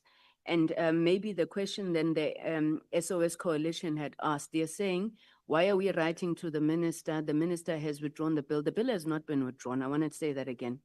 Cabinet came out and was unequivocal on the fact that ministers on their own cannot withdraw bills. There are executive bills. He needs concurrence of cabinet to withdraw it. And I thought that when himself and the deputy president, as the leader of government business, approached cabinet, the minister would have understood this, because he said he's still consulting cabinet. So this bill is in Parliament, and we are considering, it's a decision the committee is going to have to take. We are considering rescheduling it in this term, which is between now and the end of the month, and call the department to come and respond, and we continue with the process. Okay, so I think I've responded to Naeem and, sorry, I forgot the lady from SOS Coalition. I couldn't agree more, Sis Bridget, I know you're not speaking to me, but on this issue of equity equivalence investment programs and BEE, I really think that an audit is necessary. You know, because we keep looking at this, then there's those people who are for BEE, there are those people who are pro, you know, equity ownership purely. Then you go to the sector councils. Every 5 years or every 3 years, they're supposed to issue these equity equivalents. And you find that there's no audit that's been done.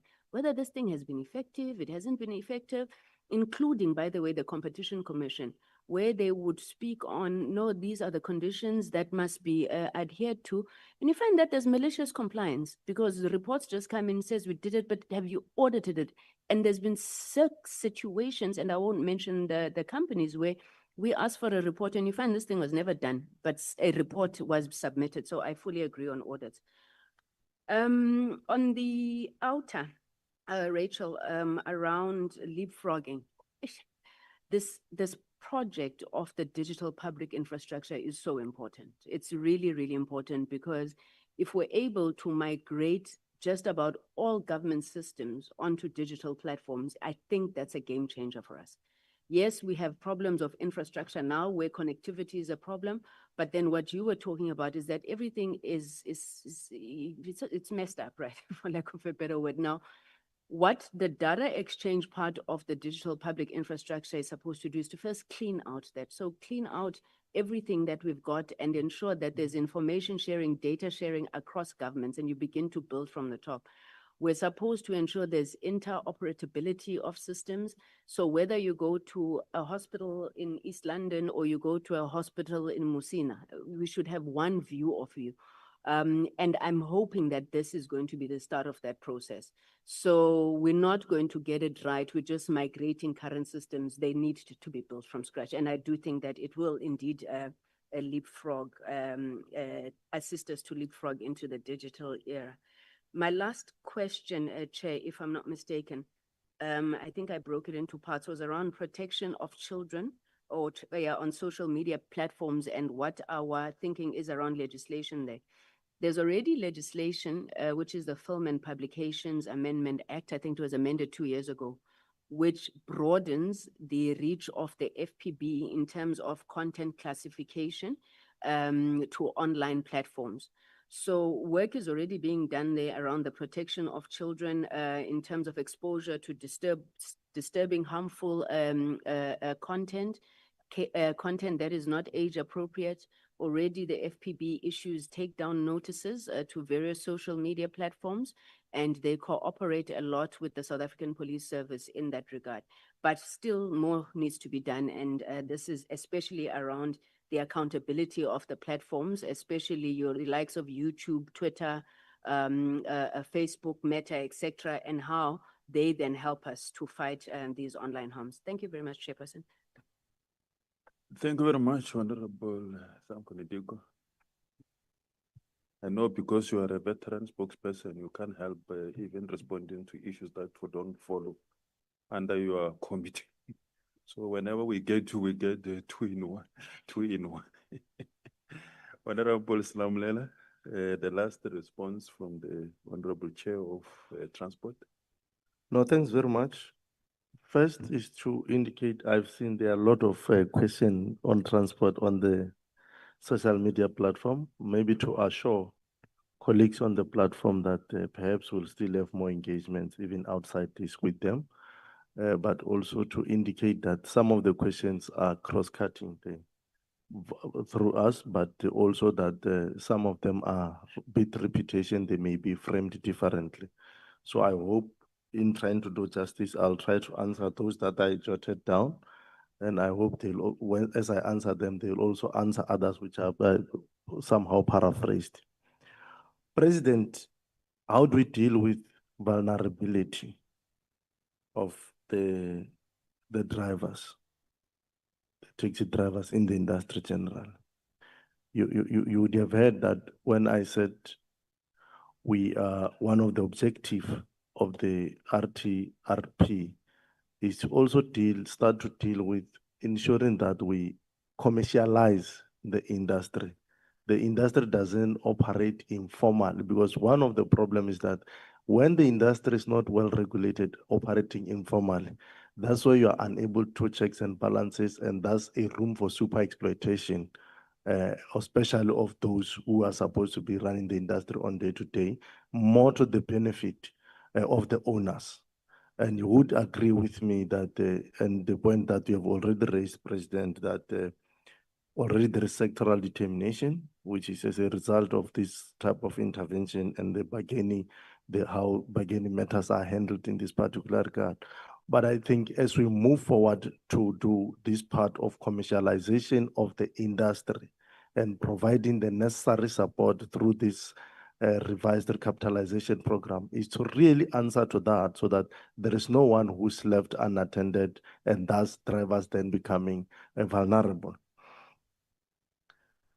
The e-hailing APP providers, app providers, part of what these regulations are now providing, and I think this way the chair of communication portfolio will also have to be hands-on in terms of assisting us there, because more often than not is that the e-hailing application providers are part of the problems that we have, because they don't do verifications, they just onboard everyone. So part of what is going to be happening in terms of this regulation, all of them will be expected to register with the National Public Transport Regulatory Entity. Why they must register? They must register because the regulation provides that anyone who violates them, not only the drivers, including the application providers, anyone who uses these applications, who violate these regulations, will have to be liable either for imprisonment or for a fine that is not less than 100,000. So that we are not only be seen to be regulating the drivers alone to the exclusion of the application providers. The regulations are all wide for regulating everyone. And I think that is a very valuable intervention from where we are seated. Caesar asked, is this amicable solution to the impasse that is in the industry? I understood your question to be saying that it is a means, but it's not an end. It's a means, it's not an end, because you need all hands on deck to resolve the challenges of industry. You need the will of the organized industry, whether the taxi council, the associations, the metered association, including the Uber, Bolt. Everyone must come on board to understand that we need to protect the industry for our own good and for the good of the users. Regulations alone, they are not enough. They are a means to create a boundary of how we can coexist and how we must cooperate with each other. But you're still going to need a will of all and sundry in the industry. All we have to accept is that the industry must live and must live for the benefit of all, including the users or the commuters. That's what's important for us. National database, yes, there'll be a national database. The regulation will provide such that if you are in, just like a license, a driver's license, when you are in KZN or when you are in Limpopo, if we take your driver's license and call it, you are able to know who you are and what type of fines you have and what type of transgressions in the traffic space you have made. So the regulations are also, we expect them also to be dealing with that particular aspect. Who's going to fund the rebranding and all these other things? The reason we are here as a cluster is because the transport industry falls within the economic cluster. And why we must commercialize it, why we must make it corporatize it, commercialize it, is because when it's informal, the transport sector has not been able to get some of the benefits that currently are provided by government. The government has provided a lot of support to various other businesses. And because we are not organized as a sector, we've been lagging behind. I can imagine the packages that are there, whether with the small enterprise development agencies that are there for branding and all that, they can be easily accessible to the industry. But when you are not corporatized, when you are not commercialized properly, you are even unable to leverage out of the opportunities that the democratic state is able to provide. So it's a matter that we must not be, self-pity about. It's a matter that we must not actually relent about. We must be committed to corporatize and commercialize the industry so that we can get all the benefits that are there. So that including the issue of dealing with the vulnerability of our drivers. Only when we do that, we'll then be able to get that. Chanduga Online is asking this, if we do the geographic limitations in terms of what the regulation will be saying, where you are going to operate. He says, if I'm in Pretoria, will I not then be able to, and I take someone to the airport, I not have a round trip? I would imagine the taxi industry is regulated. If you drive a long distance from KwaDukuza to Johannesburg or from Blouberg to Joburg, when you are on that road, you are for and back. It can only be limited to you going and not coming back. So if you are operating within a particular geographic description, you'll be allowed to do on and up, down, and downstream type of a movement. Kanyezi Infonix is asking, the police are not acting, people are dying. Those who died in Pretoria, in Soweto are not the first ones. The answer is, that is why I have said, we are calling all and sundry to put their hands on deck. And that is why, from our side, we had already proposed that we are going to meet with the portfolio committee on police. Because some of this thing is not an industry issue, it's just pure criminality. And we must be able to isolate criminality so that we know what we are dealing with. We can't tolerate criminality, and we can't allow a situation where criminality reigns supreme and our people are undermined, the security and safety of our people is undermined. We're going to have to be firm. We're going to have the police having their hands on deck, the prosecutorial authority taking these matters on a serious note, the whole judiciary taking a lead in terms of ensuring that those who want to continue to devilize this particular industry are isolated and punished properly. That's what we are saying. Uhuru complains that there's no enough consultation. I think it's a matter that I said we'll deal with. I must not labor it much. He's saying they've requested discussions with the department. I will request that you send him the details so that they forward me that request of the meeting that they have sent so that we can follow up with the department. Why are they not listening to them? It's the same question and comment that is made by Mr. Ramaila, who's the routing e-hailing chair. He's also making that online. He says, applications are exercising more power over the operators. And hence I said, what we're going to have to do is to ensure that all the e-hailing app providers are registered so that we start now to look into what type of exploitation is there between the app providers and the users of those particular apps, and what also yourself as the users of the apps, what exploitation are you doing to the riders?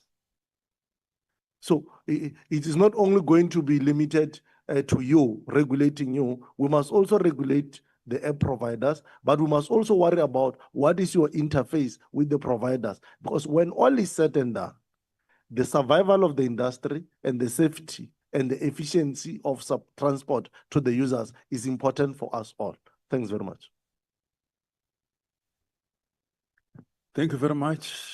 I think there's quite a lot of questions that were asked and were responded to.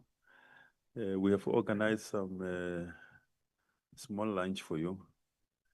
And I sort of believe that given the look on your faces, that it's a look of satisfaction I don't see any complaint with regard to the responses that were received.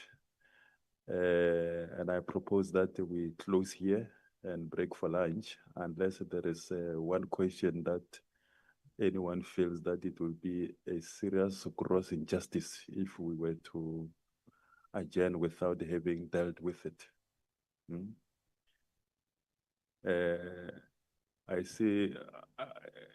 Can I just give 2 more hands without repeating? Those who have already had the opportunity, please let's not repeat, and can we please ask straightforward questions so that because the kitchen will close now and will be accused of fruitless expenditure. So can we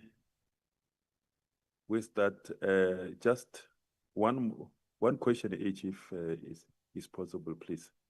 You'll be the first. Is your hand up? Oh, okay. And then you will be the second. You will be the fourth.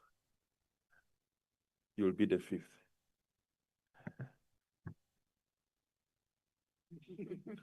The third is the one that you were close to the second or to the yeah, in that order. Just a question. Don't worry too much about the background because these chairpersons understand the background issues. They've got a lot of background information on the sectors because that is, they work on these sectors every day. They provide oversight over these sectors. So they know quite a lot of background on those. So a question will suffice. In that order, thank you.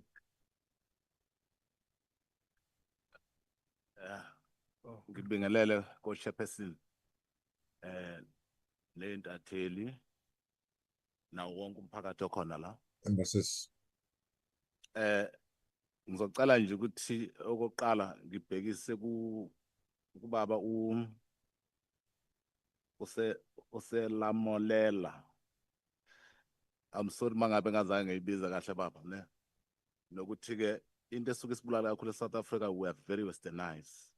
And then sigcina sesiluza even a footing yethu. That is very wrong.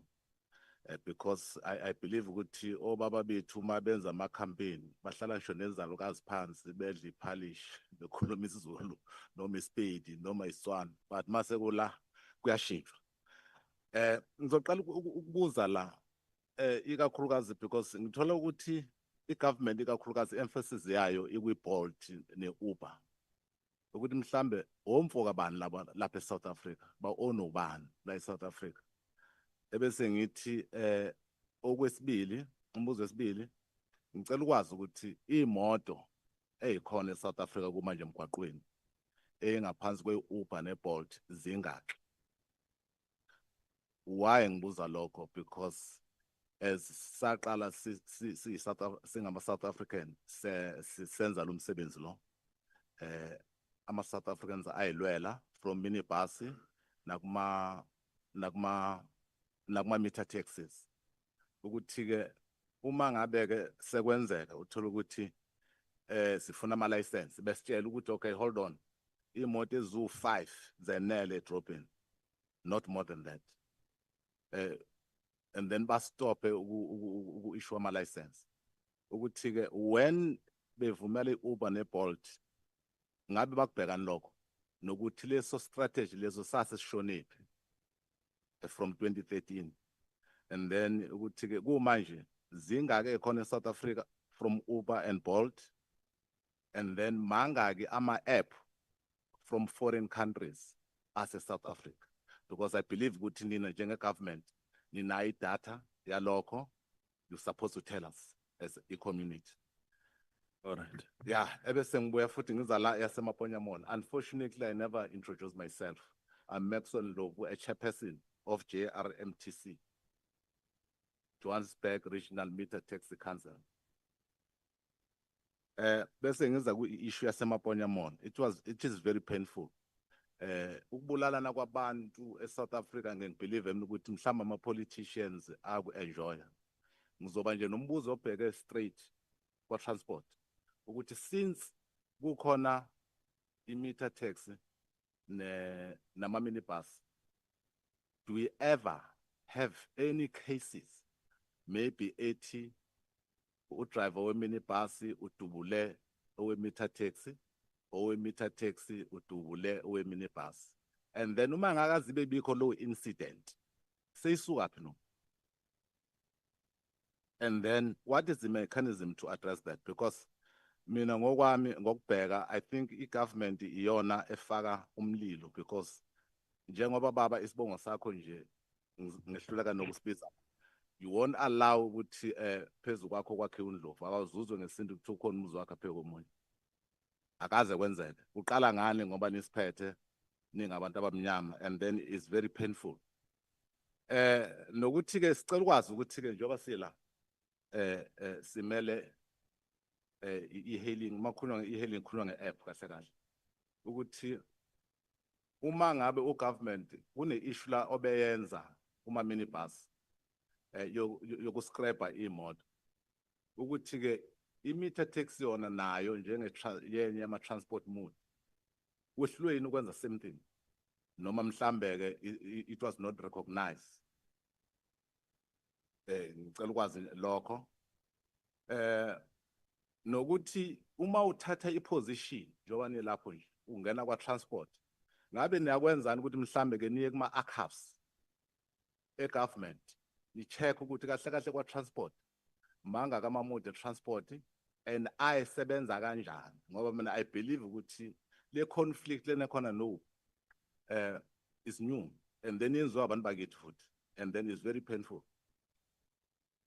And nokuthi before kwakune budget yayiphuma straight iyama meter tax kiwonke ama province, but since 2013 what is going on? And then ebese ngibuya ngiza kubabo infrastructure lapha. I'm sorry if got to understand ukuthi no, South Africa kunama license abantu qale ama license ayinga renew, no ama license aya renew, but imgwaqo ayikho. And then whereby now kufana ngabe ilokhuzana imali ikhona yokulungisa imgwaqo. Ebese futhi ngibuze ngendaba ama rank. Ngikholwa ukuthi ama minibus nama meter taxi abe nama rank, and then kumanje manga ke akhona to all 9 provinces, and then ngabe azokhona uku-accommodate imoto esinazo na. I think mangabe ke ungaphendula lokho mhlambe le issue le conflict ingehlela ngezansi. All right, no, siyabonga. Thank you. 2. Yeah, thank you, Chairperson. My name is Bongseni Shange from Samtia, as the Deputy President of Samtia. My first question is based on security. There have been many killings in the industry based on the fact that the driver had been compromised in terms of the identification of the rider. You'll find that the driver is driving, looking for a rider. He doesn't know who he must expect and how that person looks like. On regulations that I've read, the regulations, it does not specify that the rider must be identifiable in the fact that there must be a picture of the rider. In our submissions during the amendment bill and during the regulations, we did submit that we need to be able to identify the rider because of there's been many killings because of that. I'd like to thank you, Chairperson, and I would like to thank the government on this process of making sure that the regulations are passed. For the past 6 years, we've been attending a Samtia, and 85% of your regulations are very much aligned with Samtia. I'd like to say we appreciate your response. Thank you very much. Thank you very much. 3. Thank you, Honorable Chair of the day. My questions are directly to the Honorable Chairperson of the Transport Committee. This one is partly covered in terms of the inclusion of meter taxis, scholar transport, and the cross-border operators in the taxi recapitalization program. We have had a lot of engagement with NDETS, particularly Uvisham, but he kept on telling us that this need to be dealt with in the level of the parliament. So I think this is very, very vital. Then secondly, I think in the upcoming resolution regulations, I think it will be important to include that for provinces or for municipalities to support the applications. They must also do the economic viability study because we're sitting with serious problems at the ground of influx. I'll make a typical example with where I come from in Durban particularly, where we are sitting with 8,000 operating e-hailing vehicles on the road. But operating licenses of meter taxis were closed back in 2010, and they said there was influx, and we are sitting with less than 500 operating licenses. For full 10 years, now they're saying they want to issue 8,000 operating licenses without the study being done. That's number two. Then the last one, we welcome the presentation that was done in regards to the regulations.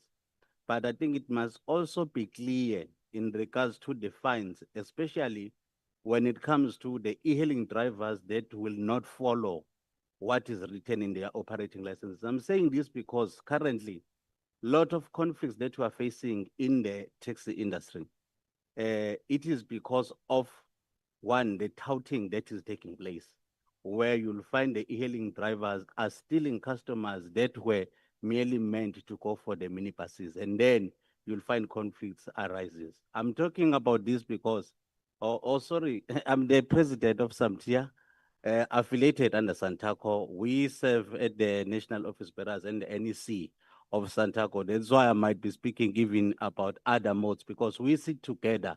But if these things can be solved at this level, it can emulate a lot of conflicts that arises on the ground. Thank you. Thank you very much. The last one, 5, at the back. Yes. Yeah, good day, ladies and gentlemen and honorables. I'm Ahmed Jones from Wakia, the treasurer. The only question that I have is, what is the government doing about our taxes that we are getting charged by this e-hailing apps? And we don't get any answers from them. And we've been asking this now for a long time, and we're not getting anything out about it. It seems like everybody's still quiet about it, but I think it is now time that we need to understand, why are we paying taxes for these apps, VAT for these apps, and we don't get clear indication? Thank you. Okay, thank you very much. I think, can we then get the responses? Chair, I think you noted me earlier. I was supposed to be number 4 and you counted number 5 somewhere. No, I allocated everyone a number. I think you might be taking advantage of that confusion. No, Chair. No. But go ahead. No, thank you so much, Chairperson. Firstly, thank you so much for the opportunity that you have given us today to come to this type of format and have an engagement on the issues of transport. My questions are directed to the Chairperson of Transport. My name is Siyabonga Hlabisa. I'm the Chairperson of the Western Cape E-Hailing Association. My questions are, firstly, I think I'm not sure on a regulation when the Chairperson was giving us the brief on the regulations, that did they consider the issue of pricing and also the commission part of it from these app companies? Because currently, I think the most frustration that drivers are having is the issue of pricing, together with for the commission that these app companies are taking from the drivers. I'm not gonna go to details because obviously if the regulation is still under engagements, maybe they would get to that point, just to highlight that. And also the year models of the vehicles. These app companies, they don't operate. I don't know if they went deeper to find out how these companies operate, especially with the categories that they've put in place for their app companies, for their apps. You know, I still believe that they will still operate the way they want. Because as far as I know, I never heard anyone speaking about the categories that those app companies have under their own apps. And then also the issue of pricing, I think it's a reason why one is very frustrated by the fact that our colleague in the minibus taxis at the moment, they found us to be the competitors of them because of the pricing issue. That's a reason why we have been frustrated by people who do unauthorized roadblocks and extorting e-hailing drivers. It's because of the pricing issue. I don't know if we would consider also to make sure that the e-hailing company must remain not a competitor of the minibus taxis. It used to be like that before when the system was, the app companies were introduced, but now the price of the app companies is similar to a price which is a 2.5 kilometer of a e-hailing vehicle is similar to a price of someone who's riding on a taxi with a group of people to a local shopping center. So that means now you better have your own car in your own space for 20 Rand, for 26 Rand to a shopping mall alone, instead of you getting to the taxi and pay all of you as a group at 26 Rand to that destination. So that's one of the biggest challenges at the moment.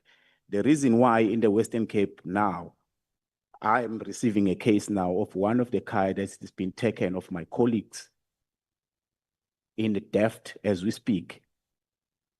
The amount of money is being requested to that driver. We've been doing interviews and sharing this thing to say that we are confused. Why come the government is allowing people to hold roadblocks when they are not authorized to do so? Even now, you pay amount of 1,500 trying to release your car. If not, they give you a couple of hours. If you don't fetch your car in that couple of hours, they will put sand on the engine of your car. So those are the challenges that I don't know in the regulation part of it, if the government will consider to fast track that process to make sure that those things are considered so that we will not have a challenge of people who are extorting us as we speak. The direction, I don't know, the panic button chairperson, where will be the panic button report to? SAPS or the private security company? It's a question also. And then on the last question I want to ask, are we still gonna be called partners by these app companies after we've been regulated? Thank you, Chairperson.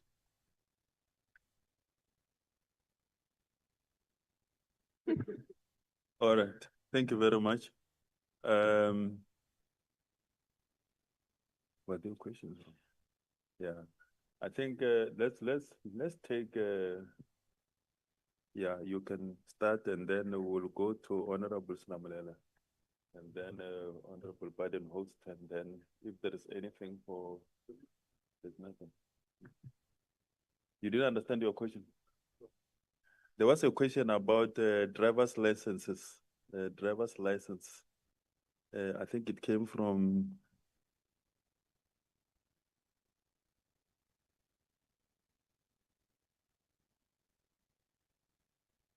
Who put on the. I was saying that this is very surprising that we don't have roads in South Africa. But while now we're supposed to have more financial, since everybody's supposed to renew his driver's license. And then it seems that you're supposed to have got more income than before. Because before, we used to have your driver's license till you died. Which is not the case like now. Okay, so thank you. Why do we need to withdraw? I mean, to renew every 5 years driver's license? I think that's the question. Okay. In that order. Yeah, thank you, Chairperson. I'm just going to be very brief. I mean, none of these questions were directed at me. And ngiyasaba baba uzifaka kwindaba zenu. Ne? Ngiyasaba nyani ngihambela kude but angizifaki nyani but but I do have a comment that I want to make because nangalesikhathi ngikhuluma ngithi mina yazi indaba ye technology where some of us are deployed. It's disrupting industries. And lento siyibona apha namhlanje is as a result of technology. Manje ngiyaxhukumiseka ma ubaba esithi sihleli lana ngesikhathi senu kunabantu abamnyama uyafika indoda ikha phezu kwekhanda lenye indoda angizwanga kahle mara into enjalo. Ngiyazibuza ukuthi kuzawude kuthini ngithi kusihlalo la enqankom honorable Silamelele ingathi funeka ubize imbizo nathi usibize ke sizova because lento izakwenzeka kuma taxi minibus taxis yenzeke kwi meter taxis ayiphelelanga lapho already nibonile uShoprite somewhere is saying they're looking at digitizing lanto mawuthatha itroli kuskenwe ne now sizawuphinde sithi hayi kodwa lo rhulumente ebephi kusenzeka lento but we can't stop technology also and I think BK yakhona a question earlier ethi so what is the plan sizawuthini and I'm just asking Chair that as you have these discussions maybe let's put our head around the table and say siyayibona into ye technology and we can't wish it away but how then do we respond in a manner which does not have the effects that we do today. And I think it's a conversation we need to have. But thank you, Chair. Good luck.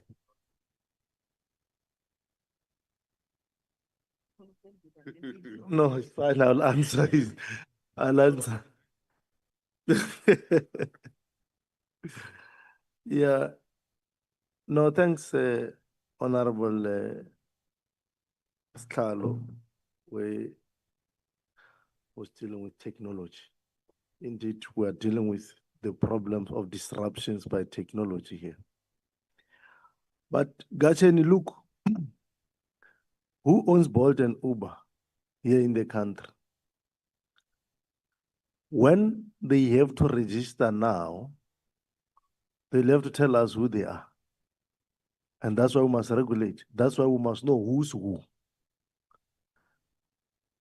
Now, all your question says these regulations are more urgent than ever before, Kachi. That's what they're saying.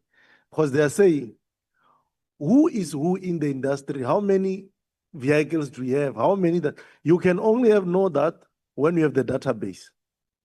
And the database comes with these regulations.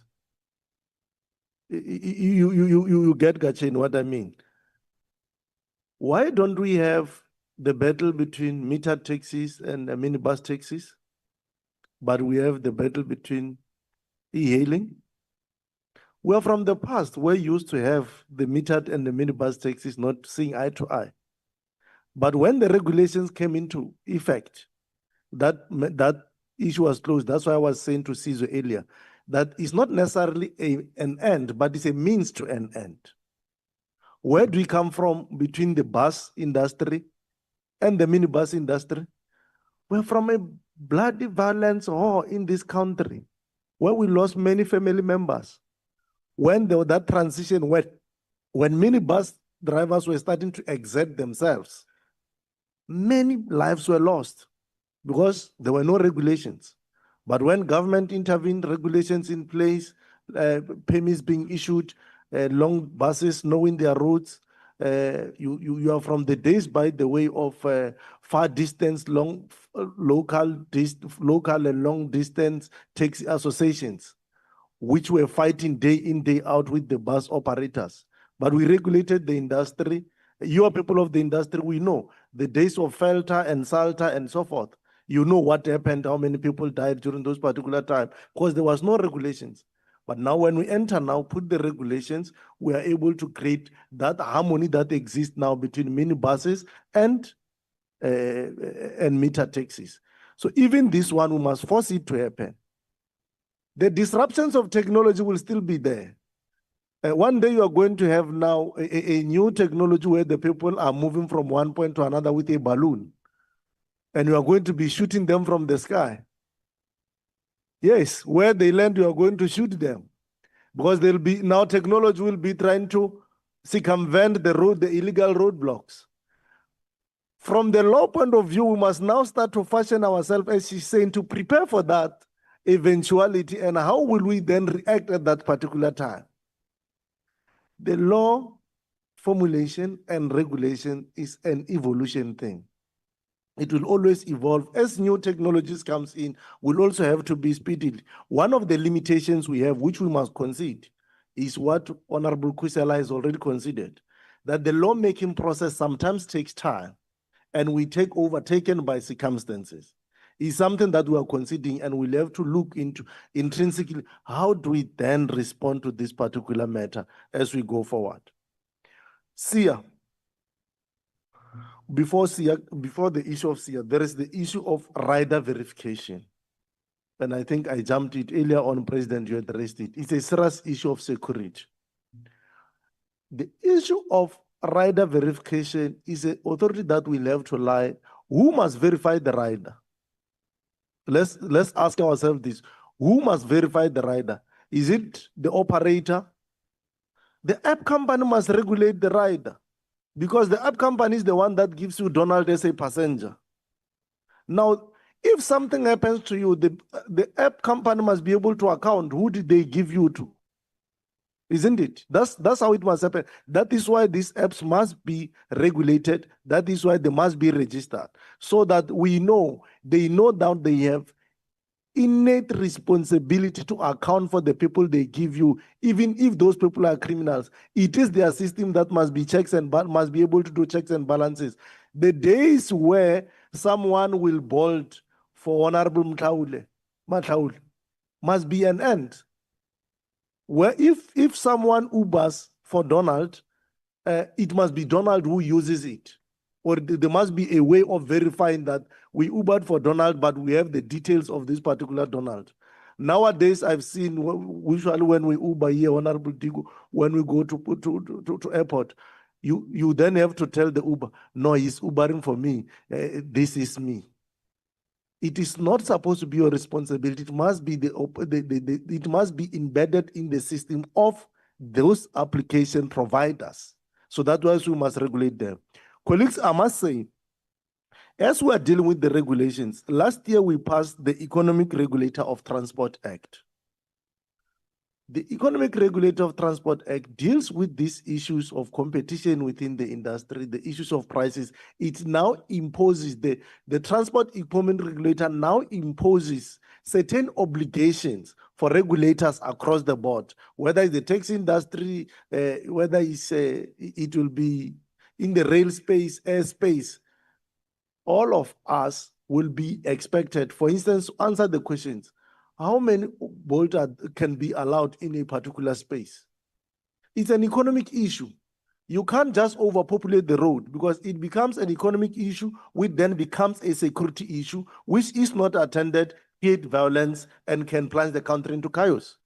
So that's what we're going to have to deal with. So these regulations are not in isolation from other pieces of legislation that are actually in existence. We have already passed this law last year. President assented into a law of the Republic, the Transport Economic Regulator. It is going to be managing the entirety of the space. So as the regulations comes in, that is why we must have a database, because you must ask yourself, why would you have 2,000 in the 2,000 Ubers or Bolts in the road between here and airport?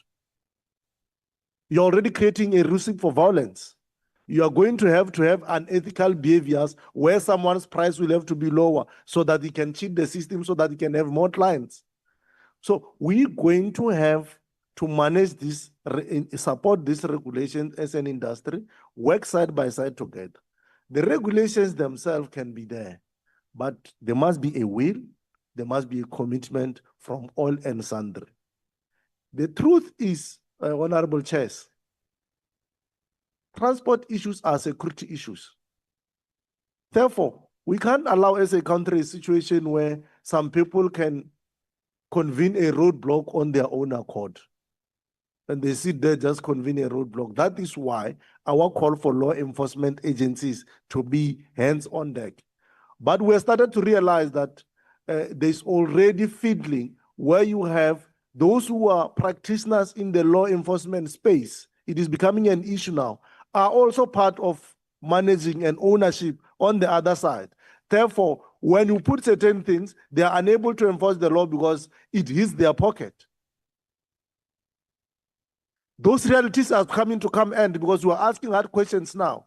And we're going to have to deal with these things because the Land Transport Management Act doesn't allow certain people to be role players in the industry. But they've been playing in that particular industry, and time and moment has come for us to say no, not ever. It ends now. And we're going to be doing that. I think you'll take the license issue. Yeah. Thank you. Thank you, sir. I'm Afrikaans and you are isiZulu, so I'll speak English. I'll meet you in the middle. Is it okay? I think there are many reasons why we have to renew our driver's licenses. It's a security reason because the drivers, and I'm the first one to say we don't need the cards, we need to go digital. But while we have the cards, those cards are updated to security features regularly so that they cannot be cloned or duplicated. And the department has indicated to us in a committee meeting before that it's very difficult to clone the driver's license card in South Africa specifically because of the hologram and the security features contained in that card, and that gets updated regularly. But the main reason is it's for safety, for road safety. We're all getting older. 5 years ago, I didn't need these glasses. Now I need them. So people are getting older, and we have to ensure that the people who are driving vehicles on our roads are fit and properly able to drive those vehicles safely for all the passengers and also for the pedestrians. So that's the main reason why we renew the licenses at the moment every 5 years. Thank you.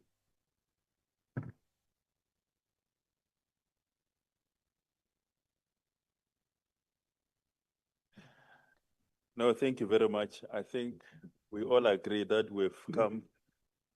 Which one was it?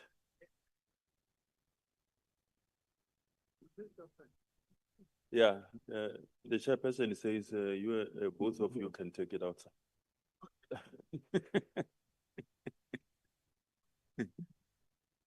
Yeah, no, you will engage. Yeah, the chairpersons will be here for engagement after and during lunch.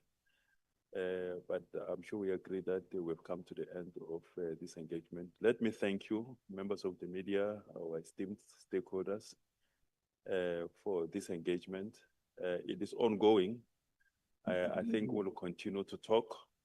What is emerging out of this is that, as it has been proposed, that there should be some workshops, not only with regard to mining and mineral resources, but also I think there is a lot of discussion that it must be had with regard to transport.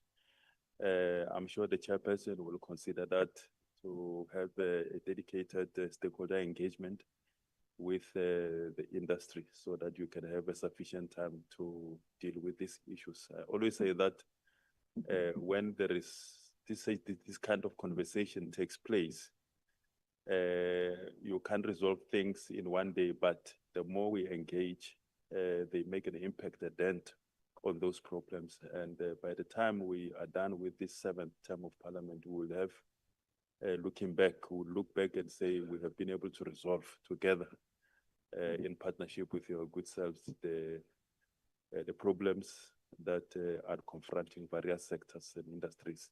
But thank you very much for coming. We appreciate some of you had to pay for flights to fly into Cape Town. We really appreciate the efforts that you are taking to be here and to engage with us. We're thankful to those also who have driven here and others who are on the virtual platform. We really appreciate. We appreciate the chairpersons of portfolio committees. They always complain that today, Mondays are constituency days. So they are supposed to be somewhere the length and breadth of South Africa, engaging with the communities and constituencies that they represent. here in Parliament through their constituency offices, but they do prioritize this kind of engagement from time to time to come here so that they can engage with your good self. So we really appreciate them making an effort. Some of them flew in this morning just for this conversation to take place. So we really appreciate. Thank you very much. Lunch is served outside.